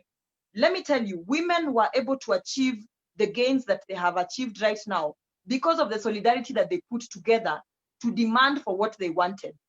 Women made their voice clear, and they said that if our interests are not taken care of, we are 50, I think they are 50.44%, 50.5% of the voters in this country. If our interests are not taken care of in terms of representation, we are going to make sure that these proposals are tanked, this document is tanked. And therefore their solidarity, and they came together, they had a movement, and I remember I attended some of the meetings, Common Women Agenda, that all women in Kenya came together, regardless of their political parties, regardless of their affiliations, came together and said, this is what we want for ourselves, went, issued press conferences, held stakeholder meetings with women who are in serious positions of influence, and made known their demands, and that is how their demands made it to the document. Trust me, Kenyans in the diaspora, and I'm speaking from a very genuine point of view, despite being a supporter of this particular document, Kenyans in the diaspora are not the only group that feels as if they were left out in terms of their contribution to the document and what they would have wished to see in the document. I have had a lot of youth groups that have come up.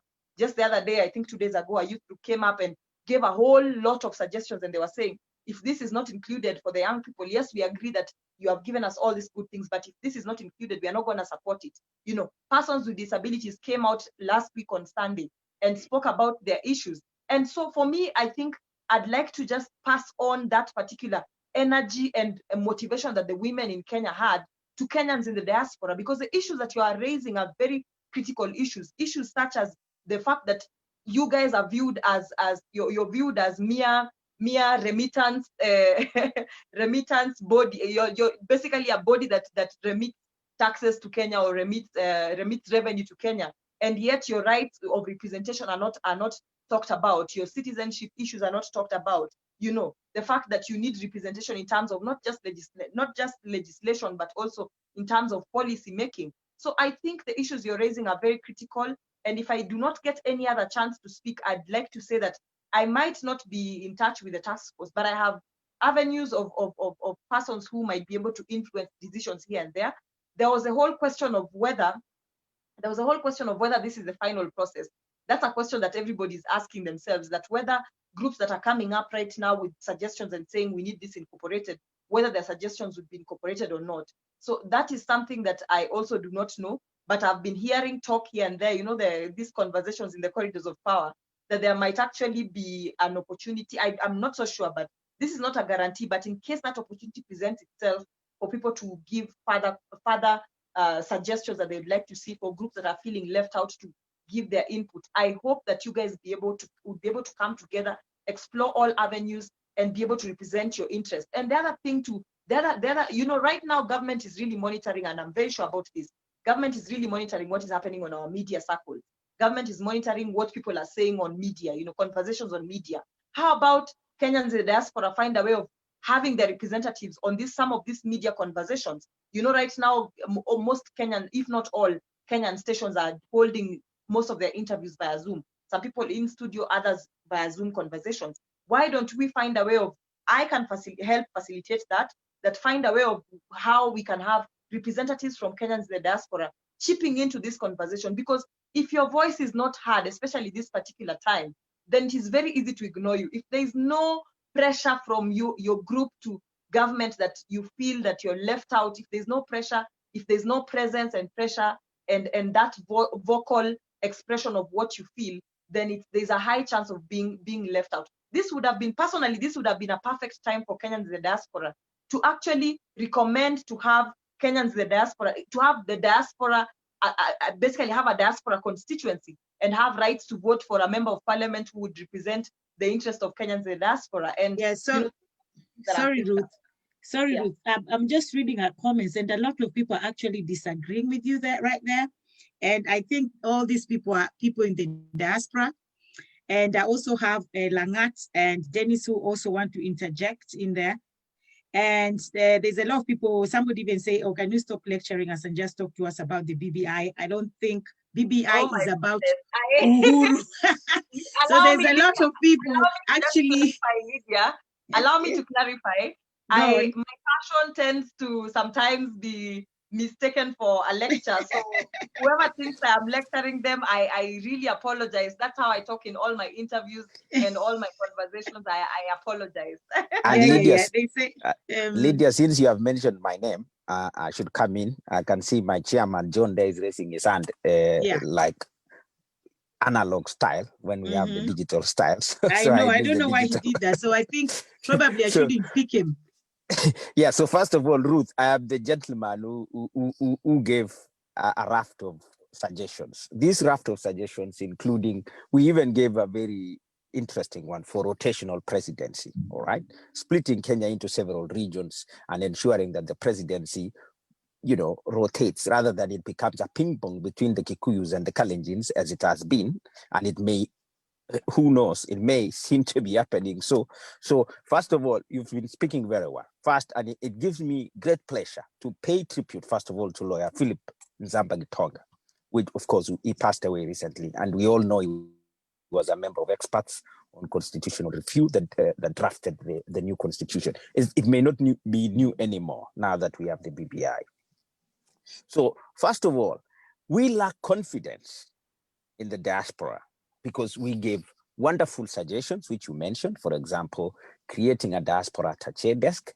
What the BPI goes ahead and does tells us that they need the banks to create a desk so that our issues, when we are unable to log in to our banks through the internet, becomes an issue, then we have a 24-hour session. By the way, let me tell them that one already exists. There is nothing to do about that. That every bank already knew our interest. We get messages coming to us from the bank about requests of opening an account left, right, and center.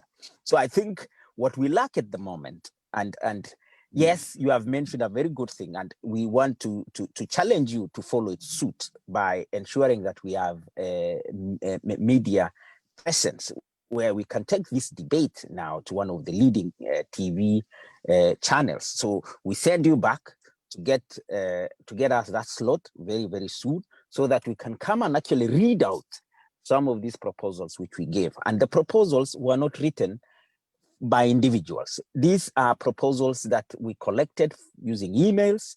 We went around, we had phone-ins from different Kenyans residing in the UK. And it's actually a mockery when you have written, in fact, we tried our best to summarize this into 7 pages so that we could have the diaspora being represented. But now, what sort of confidence do we really have to engage with this group that doesn't seem to be interested with us? They're just interested with our pockets. That's the problem that we have. And I think you have mentioned something, you're probably fearing to mention it very, very loudly. We have heard that the president was ready to cut a cake. The president was ready to cut a ribbon, which he failed. We don't know whether it's the truth, but I didn't watch the launch in Bomas myself, but I've heard that being discussed. And if it is true that the heart of the president was somehow touched, and he realized that these BBI proposals were still supposed to be improved, then we say hallelujah, because we really want this thing to be improved. We want to see, in fact, you mentioned the creation of the prime minister position and the deputy prime minister 2 position. For me, I see the prime minister being that leader of majority, which the position which was held before by Duale and now being held by Amos Kimunya, and the 2 deputies, one of them being the deputy leader of majority, another one being the chief whip. I can just see they're just changing names, really, and we are making a monster president in this document, which we have to be very, very careful. On the issue of us in the diaspora coming together, of course, we belong to different groups. There are so many groups in the UK, and we are engaged. We have leaders, we have John here, and many others who are engaging. In fact, we have some people in Kenya who have a very big group called Kenya Diaspora Alliance, KDA, and a lot of things are being proposed. But it just calls for better understanding. And I think The other thing we want you to keep talking about now is the Diaspora Commission.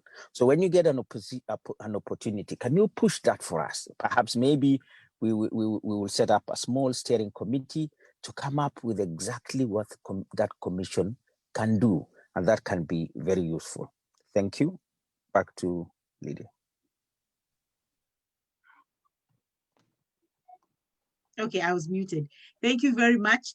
We only have 20 minutes left, and I know I have people who have raised their hands up, so we're just going to now have the conversation here. And also something I'll say, guys who are watching on Facebook, please share it to other Kenyan groups, share it to the Kenyans, especially Kenyans in diaspora. And there's a lot of people, like I said, if you can go on Facebook and please just answer people, because there's so many questions. There's so many people disagreeing, especially with Ruth, and they're saying, oh, that BBI is not for us. BBI is for Uhuru and Raila. BBI is fake. BBI this. Nobody believes in that BBI. And all these people are people in diaspora. So I think it's important, especially Ruth as well, if you can go on Facebook and just try to respond to some questions, not all of them. I mean, you don't have to do all of them. And everybody else as well, just go on Facebook and try to respond to the questions, because there are so many, we cannot do them now with the minutes that we have left, because I have John with his hands up. I also have Dennis who wants to say something, because gay, and I also have Phil, okay? And we only have 20 minutes left. So I'll start with John, please. Yes, John? Okay, thank you. I have heard what everybody has said.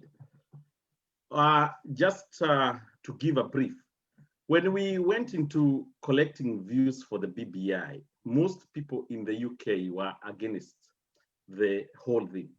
But we pressed upon them and told them constitutional amendment comes once after a while, maybe 10 years or 5 years. And we sat down, even as some who were not ready to, or rather they were not supporting the whole idea, because it did not have much basis. However, we ask ourselves a wise question. If we keep quiet, we don't like the whole thing, we fail to give our views, and one day we speak, we'll be asked, where were you? Why didn't you give your voice? So the fact that we give the proposals doesn't mean that we wholly endorsed the process. However, these circumstances don't appear very quite often.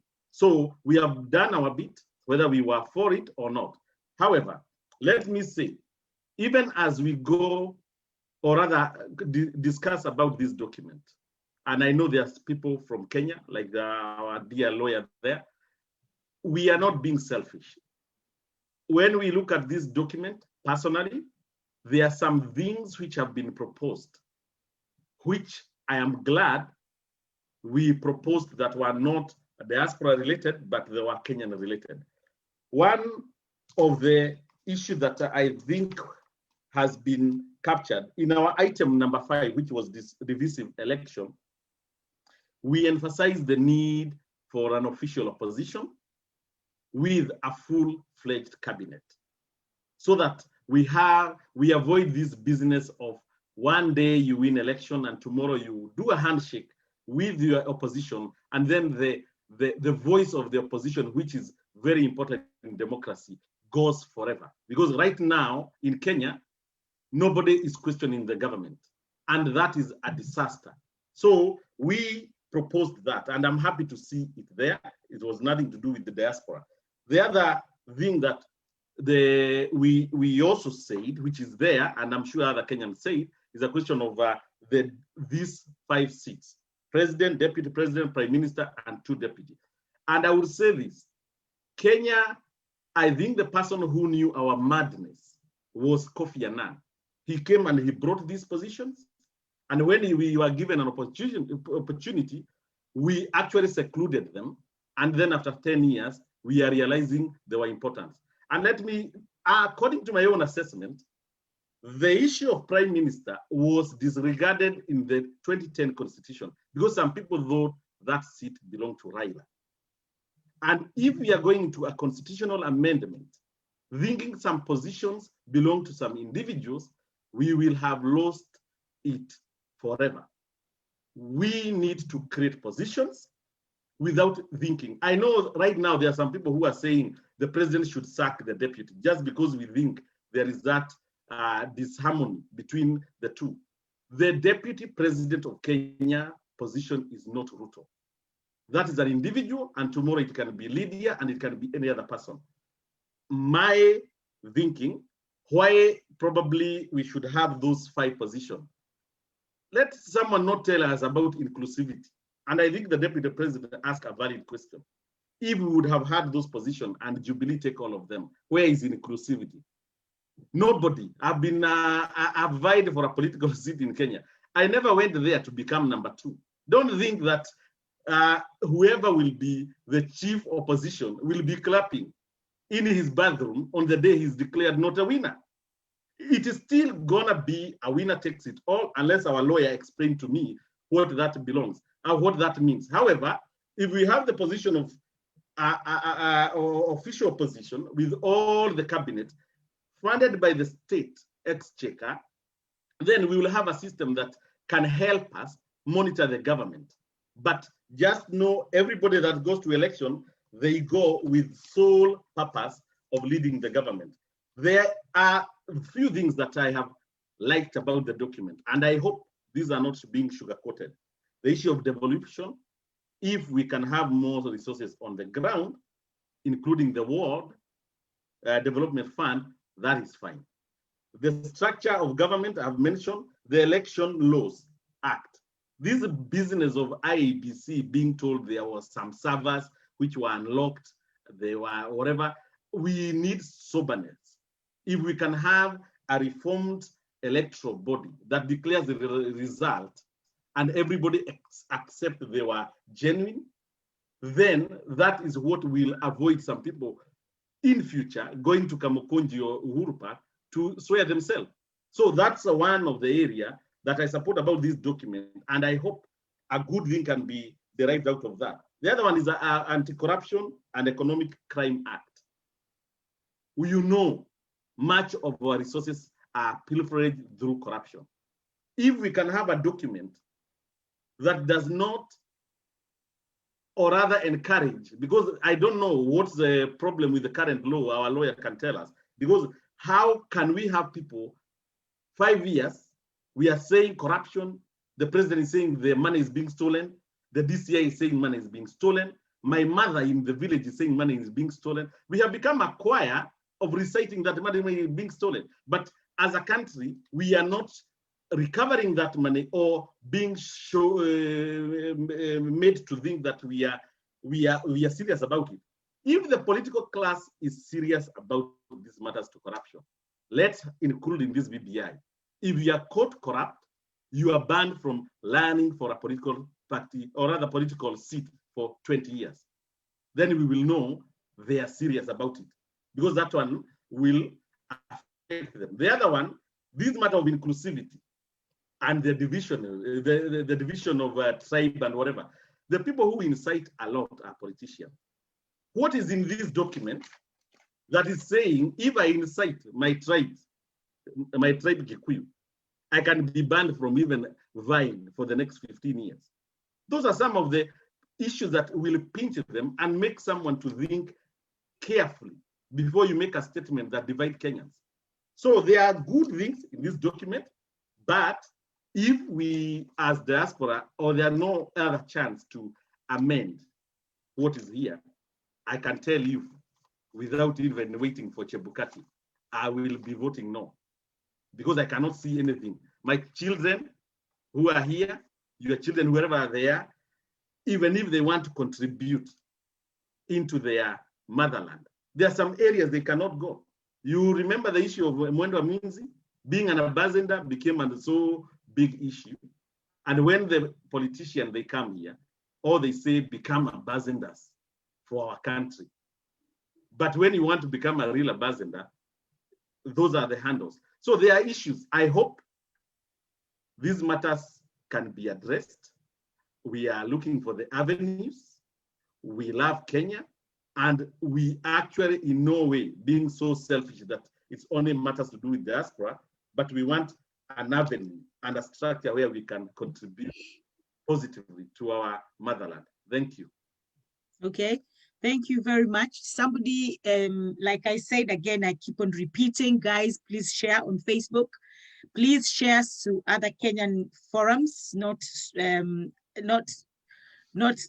other African countries, but Kenyan forums, because they understand what BBI is. We don't want to bore people with what BBI is and they don't understand. So please share it and share and share. And the comments are many and many. I'm not going to read any, but I'm only going to say one. Somebody said devolution on ground is good, but not on paper. So that is what John said, that he agreed with the devolution part of it. But somebody just replied to you that, yeah, that devolution will just be on paper, but it's not on ground. It's not an assumption, but that is the real thing. Somebody in Northern Ireland say, we are watching from Northern Ireland, BBI is a waste of time. Somebody also said they're watching from America. Of course, I said that already. Somebody's watching from Texas, somebody's watching from Dallas. They said somebody else is watching from Ireland as well, Iceland. They all say BBI is a waste of time. So I have Phil. Phil has his hands up. Phil wants to say something. Somebody have suggested we should continue with this topic next week.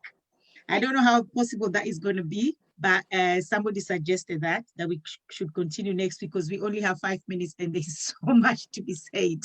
I think it's not next week, maybe another day. But Phil, go on. Yeah, one of the rallying calls for this BBI issue is like Kenyans asked for it. Oh, sorry. If I remember well, Kenyans did not ask for BBI. Not at all. And if you also remember well, there was a Punguza Mzigo bill or whatever front to change the constitution. That was a better document than what we have here. In terms of, if we are going to amend the current constitution, which I believe, compared to what we have, what is being presented here is way far better. Because if we are to change it, to entrench more rights to Kenyans, it's not about giving them more leadership positions, but should be looking about how do we give them more resources? How do we reduce the burden on Kenyans? How do we reduce the wage bill? These MPs, and I saw something they are quoting, this PM is going to be paid the same as a MP or what. We know that's a lie. Two, if you think the current president is acting out of his powers, by, for example, he decided to do away with the Nairobi governor and put his own things there, with the current constitution, which is so good, my friend, if this BBI passes and we have that powerful person they are trying to create, I think we are even going to lose our passport, the dual passport, like Miguna. So let's people start thinking like, okay, and I know most of us don't vote, but for those who can vote, try your best to vote these things, this will not go through. The Kenyan government recognizes, of course they know the diaspora exists. Look at how the mobilization for Huduma number happened. Every small town in England, there was people lining up to do Huduma number. Where's that lining when it comes to be our voices to be heard? And we know your voices will never heard if you have no political, should I call it clout, or you have no political representation. So someone else talked about a commission. That's a very good idea. The issue of devolution. I love devolution, of course, and because and if you look at for example, Punguza Mzigo bill, it talked about a powerful county assembly. Now, this thing here at the moment is talking of, I don't even know the views on county assembly. It is like, oh, whoever runs and loses, we are going to end up with 2 people. We cannot nominate special groups to be whatever.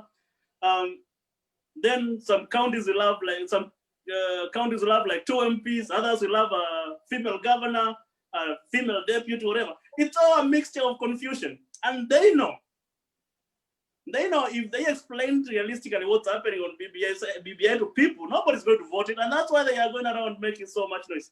I think that's all I have to say. I wish people can vote this thing down.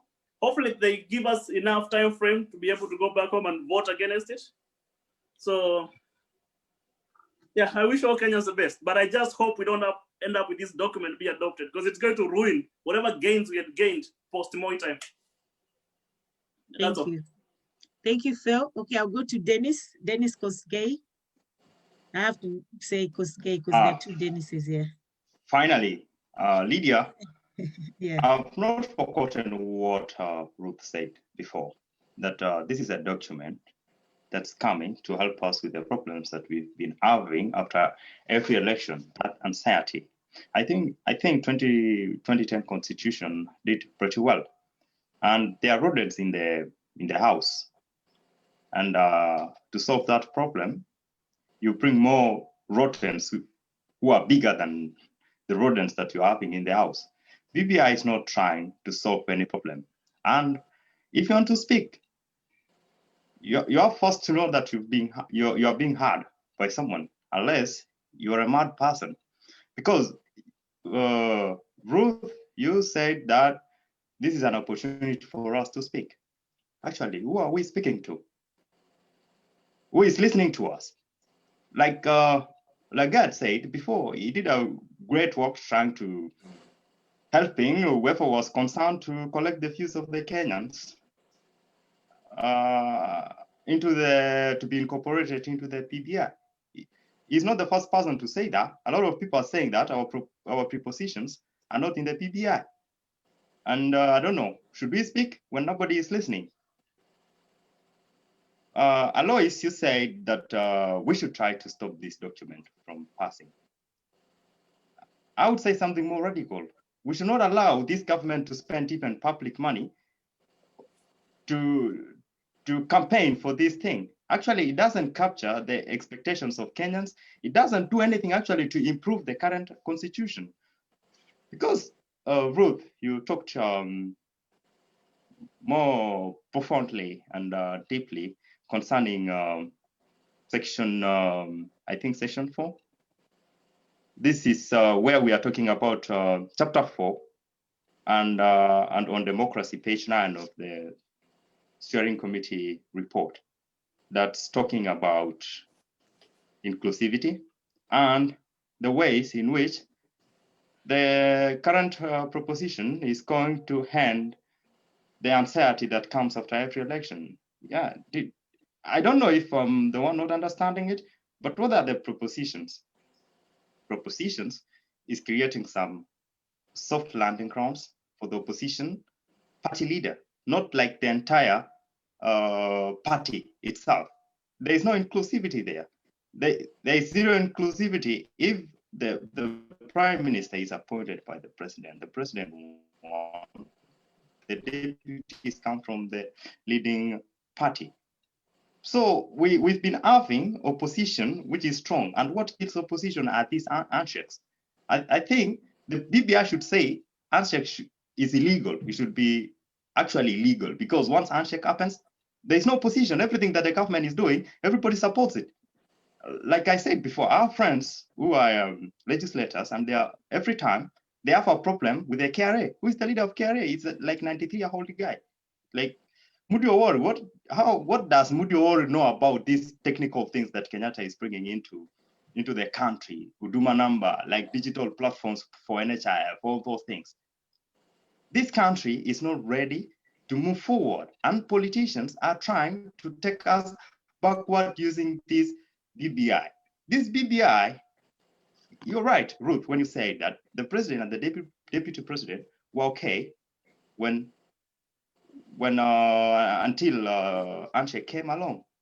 You're right. I saw them. They were in same ties. They were working so hard. In fact, that same time, the deputy president spent a lot of time in meetings with some delegates from Cuba, when everybody else was running around the country preaching about Huduma number. I have the privilege to have talked with some of his aides, and he was against it. And me personally, there is no benefit that actually is bringing to a life of an ordinary Kenyan. These people, instead of stopping corruption, they try to organize us, register us into platforms. They're organizing people instead of organizing the politicians who are corrupt. It's not the people who are corrupt. It's not the people who are stealing money. Like the president today, I watched what he was launching in Mombasa. And it's in line with the BBI was saying, because BBI was also advocating for free healthcare, which actually is the same thing that it was in his manifesto. I don't know why he needs BBI to do what he had promised that he was going to do anyway. But that aside, instead of launching the free healthcare that people want, is launching the registration of people into a digital platform, again, using money. I don't know what this digital thing means in Kenya, actually. We are lost way, and BBI has a lot of things that are going to take us backward. First of all, it's saying that we should not adapt the Western ways of leadership, which is democracy. It's like they are telling you in front of your faces, actually, that democracy is not good for Africa. And I don't know, I can't even understand why somebody who is so learned and said, yeah, we Africans, we should. Yeah, there are those philosophies of Tom Boyer that was saying there should be social aspects in our leadership, but he was assassinated anyway. But sociology and socialism actually is integral part of our African culture that we've forgotten. We are entirely a capitalist society, and we are not even thinking about that. If we bring socialism into our governance, and socialism is, for instance, Arambe, who somebody is coming in now and saying, okay, we'll be controlling Arambe. You have to declare with the police should investigate the need. No, Kenyans are people who help each other. People is just coming between us and our way of life, and people are just trying to crush us down. And this PPR, if it passes, or even if it goes to the ballot, most of the Kenyans will not pass it anyway, but we'll have used money. We'll have used money to do it, and we should even think of ways as diaspora to stop the process beginning from today. I don't know why you let them spend millions of money, which we don't even have. Every day, people call me back at home. They're angry. There is nothing. They can't work. They can't do anything.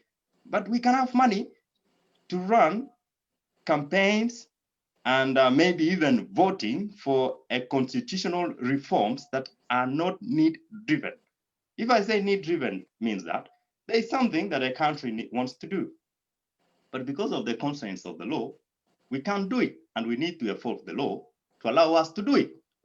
If we want to do something, and we are not being constrained by the law, we do it. We just signing of papers, executive orders, things like that, legislations.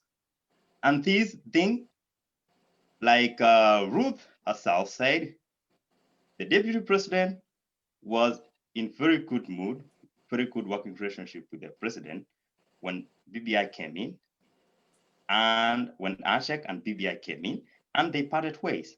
All the objectives of the government scattered. And you are telling me this is building bridges. But you are the same person who said that when the handshake happened, the president and the deputy president were okay.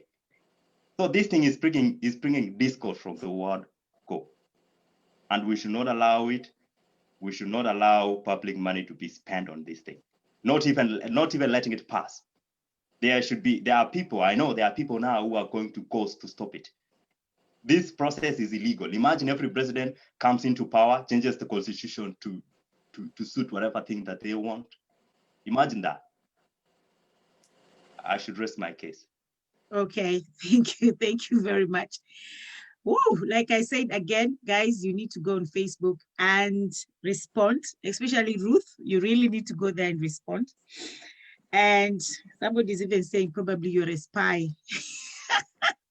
And I don't believe in that. Totally, I don't believe in that. Who She's said? not a spy. Ruth is a spy. Somebody on Facebook said probably Ruth is a spy, but she's not. No. Guys, come on, she's not a spy. She's not a spy. Yeah, she's somebody who's defending her position. Yeah, she's a genuine lady, guys. She's not a spy. She's just concerned as well as we are all concerned. Yes, because she's not in the diaspora. Somebody says she shouldn't be talking on behalf of diaspora. She wasn't talking on behalf of diaspora. We wanted her actually to elaborate and clarify for us the BBI, okay, and the 9 points of the BBI, please. So shouldn't attack her. And I just want to go to Walter because we're running out of time. And I know somebody suggests that we should carry this next week. And before we carry it next week, I want to see that all the questions on Facebook has been responded to. I'm not a politician personally. I'm not an expert. I'm only here to what's the word I'm looking for? To host this. So I'm good at hosting, so that's my job. I'm not a politician. So guys, from John to Weldon to Ruth to Walter to Dennis to Phil, go and respond to people on Facebook. Okay. All right. So I'll go to Walter first, and then we're just winding up. So I'll go to Walter, and then I'll go to Ruth, and then Weldon will finish because this was actually his idea. So Walter, please. Thank you. I've actually posted it on Facebook, what I was going to say, but I'll just make it short. I just say we've had many dialogues. We had the Kenya National Dialogue and Reconciliation Agreement. After that, we had the Truth and Justice Reconciliation Agreement. Then we had the Ndungu Land Report. Now we have BBI. Now, all of these appear to be white elephants, but I hope BBI came about after violence and bloodshed, just like the other ones did. I hope and trust that the President, Uhuru Kenyatta, Right Honorable Raila, what they're promising on BBI, if they're ready to listen to, let them, if it's a game changer, let them bring it on and let us see it. Because it's already spent money, people have put effort in it. Yes, we are here putting an effort for us to be heard. But if it's something that can bring benefit to everyone in Kenya and the world over, it will be great. I hope it's a game changer, and I hope it can be something, not just another white elephant like all the rest. Thank you. Well, thank you very much. And somebody, and I like this one, somebody said we should stop talking the talk, we should stop talking the talk, but walk the walk as well, because what is here right now is a lot of talk. And somebody even says, so what's the solution? Okay, what's the end story? What's the solution? Now we've heard all these talks, but what are we going to do for a better Kenya? Okay, so people are really concerned, and yes, we will come and do this again because we still have 60 people Facebook watching. And we're going to cut them short, apparently. Now they're even 65. So I'm going to Ruth, please. You're not a spy, Ruth. We know you're not a spy. I hear I have been called a spy, but I am not. And just to clarify to the gentleman who insists that, because of BBI, and because the deputy president, the relationship between the deputy president deteriorated after BBI, then BBI is already breaking bridges in the first place. I think we need to separate personal political issues between the president and the deputy president from this particular conversation, because we all sort of witnessed what happened. And I don't want to take in a normal political forum, I would probably take sides, but we saw what happened with the deputy president beginning early campaigns, the president complaining about it, so I think that was probably a personal problems with between the deputy president and the president, which have very little to do with the BBI report. So let's separate that. And I'd like to turn our attention from the conversation around the structure of government, and to just have a larger conversation about what are the policy recommendations that are being made, especially for those who are talking about this not being for the interest of Wanjiku, just to try and help us see what other policy recommendations and legislative recommendations that are being made that will definitely benefit the common mwananchi. One of the things that we cannot underscore, or one of the things that we cannot overlook, is the fact that BBI is proposing an increase of allocation of funds to the county government where the real Kenyans live, where the real Kenyans who are probably the reasons as to why you guys in the diaspora work so hard to remit back to the country to support back your families live. A majority of Kenyans live back in mashinani. And we know that the interests of Kenyans in the mashinani are taken care of, or ought to be taken care of, by county government. So it doesn't make sense. And I had Alois talking about the fact that we can barely manage 15% that has been allocated to county government. But I'm thinking about it, I'm looking at it from the point of view of county governments are taking care of 90% of government functions. That 90% of functions are now at the county government level. And yet they have only been allocated 15% of resources, which means that the level of development that would have been witnessed at the county government level is minimal as compared to what it would have been had they been allocated more resources. So more resources to county governments means development to the common ordinary mwananchi. The fact that we are having propositions, especially for the young people, on tax holidays, and I know that somebody would discuss and argue and say that this would not be sustainable in the long run, but I'm looking at it from the point of view of the fact that young people are being given a chance to start businesses and being given an opportunity for their businesses to grow, the point of stability, where they can use the money that they ought to have remitted in terms of taxes, use them to even increase their capacity in terms of the young people fellow young people that they can employ into their businesses, and hence help cure the problem of unemployment. There are very many other suggestions, such as, for example, the prompt payment bill that is being proposed to ensure that those who are doing business with government can be able to be paid promptly. There's a gentleman who has spoken about the fact that corruption is still an issue to this particular country, and he's proposing that there be hefty punishment, that if you're involved in corruption, you can be barred from running for office for about 20 years. And I'd like to say that some of the propositions that have been made that I find very positive are that the DPP's office now has prosecutorial powers. That was one of the concerns that the DPP has always had, that they come up, they investigate cases very strong, they put up a very strong investigation, but the courts are a bar to access to justice when it comes to matters corruption. But now the DPP's office is being empowered to have more powers, almost to the level of a court of appeal. Basically, the DPP's office will have the powers of a level of the court of appeal judge, meaning that we are hoping that corruption cases, and the proposition that corruption cases be resolved within 2 years. I saw that I had the question, and just to, because I know we are coming to an end, the question of why should we continue speaking when no one is listening? This, for me, is how I would respond to this particular question. The fact that we can actually disagree very strongly on this particular document, the fact that we are having varying opinion, the fact that we even have people who strongly believe that we do not need this document, and yet we still have concerns. For example, Kenyans, the diaspora, you still have concerns, but we are saying we don't need this document, means that the document has afforded us an opportunity to start conversations about the issues that affect us. I've been having conversations with people and telling them that BBI is probably not the solution to all the problems that we are facing, and that's the truth. BBI cannot, looking at the document itself, the document is only 204 pages, but look at the various interest groups and the concerns that they do have that have not probably been captured within the document.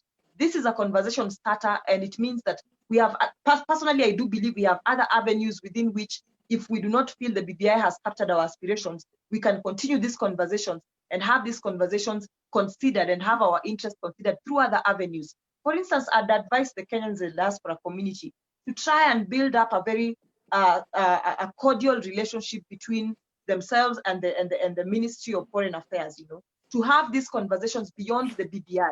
That beyond, when we reduce all our concerns and all our issues to BBI, then we are making it sound as if the country does not have other structures within which we can resolve our issues. We can approach our members of parliament, for example, for those of us who are in the country, approach our members of parliament. Even Kenyans, the diaspora, can lobby through members of parliament to have some of these considerations taken care of and put in legislation, and actually legislation passed and the same resolved. So I think we should appreciate the moment and the fact that we've been given a chance to converse. We should appreciate the fact that the youth are now conversing and saying, this is what we feel, this is how we feel, this is a lot more that we thought should have been in the document. Appreciate the fact that persons with disabilities feel the same. Appreciate the fact that the underserved communities probably have other concerns they feel are not in the document, and therefore opening an opportunity for us to converse.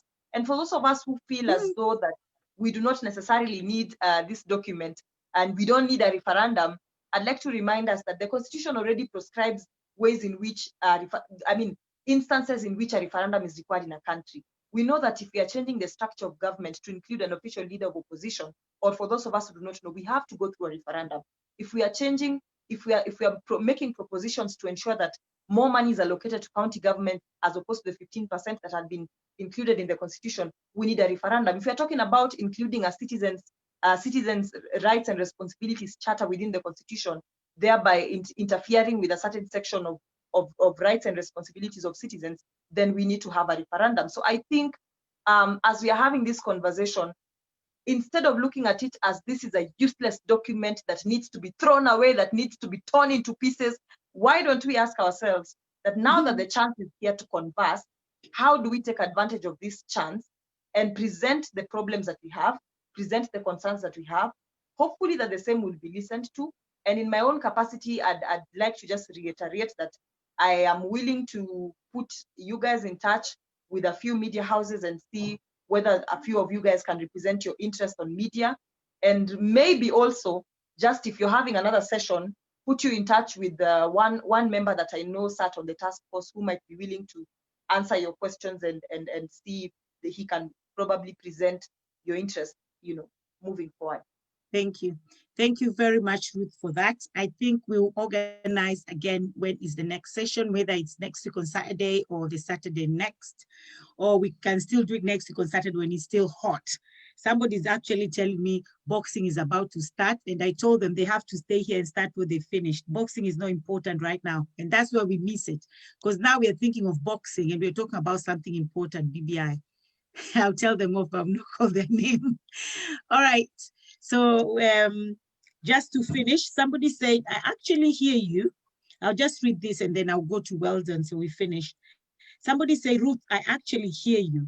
But the question is, why do we need BBI to do this when the constitution has not even been fully implemented? Okay, so I'm sure you will go and respond to those questions. So I'll go to Weldon before we close, and then we'll let you know if we're going to do it next week on Saturday. Thank you so much. Weldon.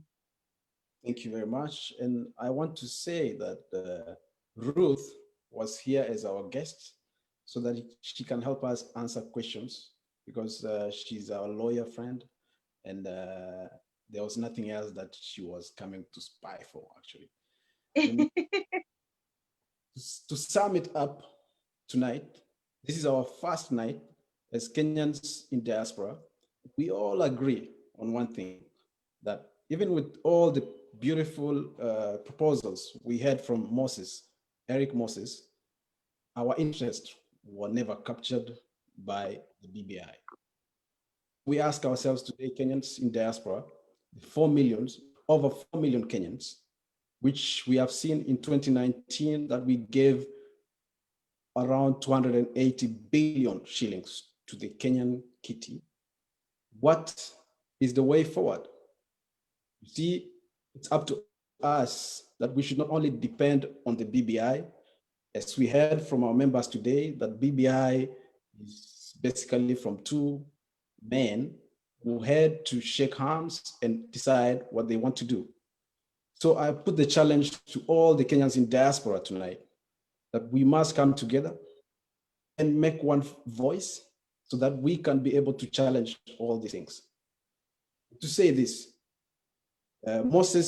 Eric mentioned these beautiful proposals that I didn't know. One including perhaps having the diaspora commission and all these proposals of diaspora, and there is none that was factored in.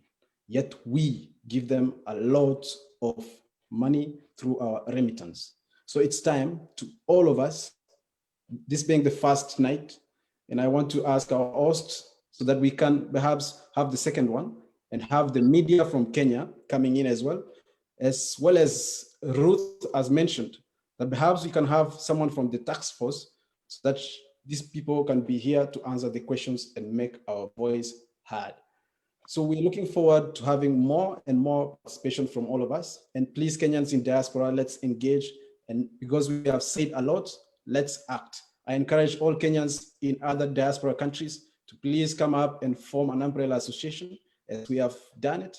Me and Dennis, we come from Kenyans in France Umbrella Association, and there are so many executive members who are behind us who actually supported this idea. And I'm sure there are many Kenyans in France who are watching this, and there are members who have always supported the Kenyans in France Umbrella Association. So I ask all Kenyans in diaspora to first think about ourselves, make one voice, and this thing will go through. Thank you very much. And back to you, Lydia. Okay, thank you very much. We're just ending the session now, but we're going to come back next week on Saturday. So I urge all of you as panelists, all of you as speakers, please go and respond to every question on Facebook, because there's no point of coming back here again and just talking. That's what somebody said, too much talk, no action. So at least if we respond to their questions and also remind them to join us again next week on Saturday, same time, same place. And I'll say thank you very much, John. Thank you, Dennis. Two Dennises. Thank you, Dennis. UK and France. That covers it. Thank you, Phil. Thank you so much, Langat. Thank you, Walter. And thank you, all the people who joined us today. And thank you, Weldon, and for this opportunity as well. So thank you so much, my Ruth. Thank you, Ruth. Thank you so much, darling. And we'll see you again next week on Saturday, same place, same time. Respond to the messages on Facebook. I won't be doing that because I'm not good at that at all. All right, thank you very much and see you next week. Same place, same time. Bye. Thank you. Bye, Lydia. Bye. Before you go, actually, you are Bye-bye. super. What you did was amazing. Thank you. Yeah, I agree. Thank you.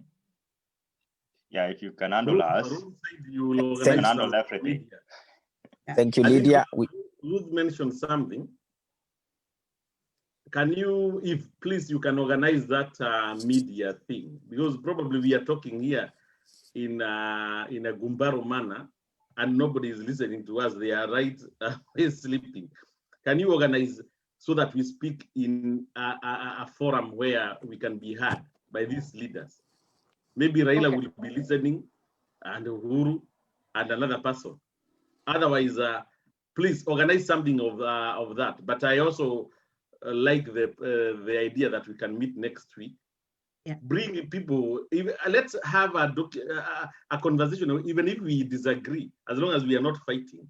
That's how I have seen the Western world there. They disagree, but that disagreement precipitates into a new idea which helps the nation.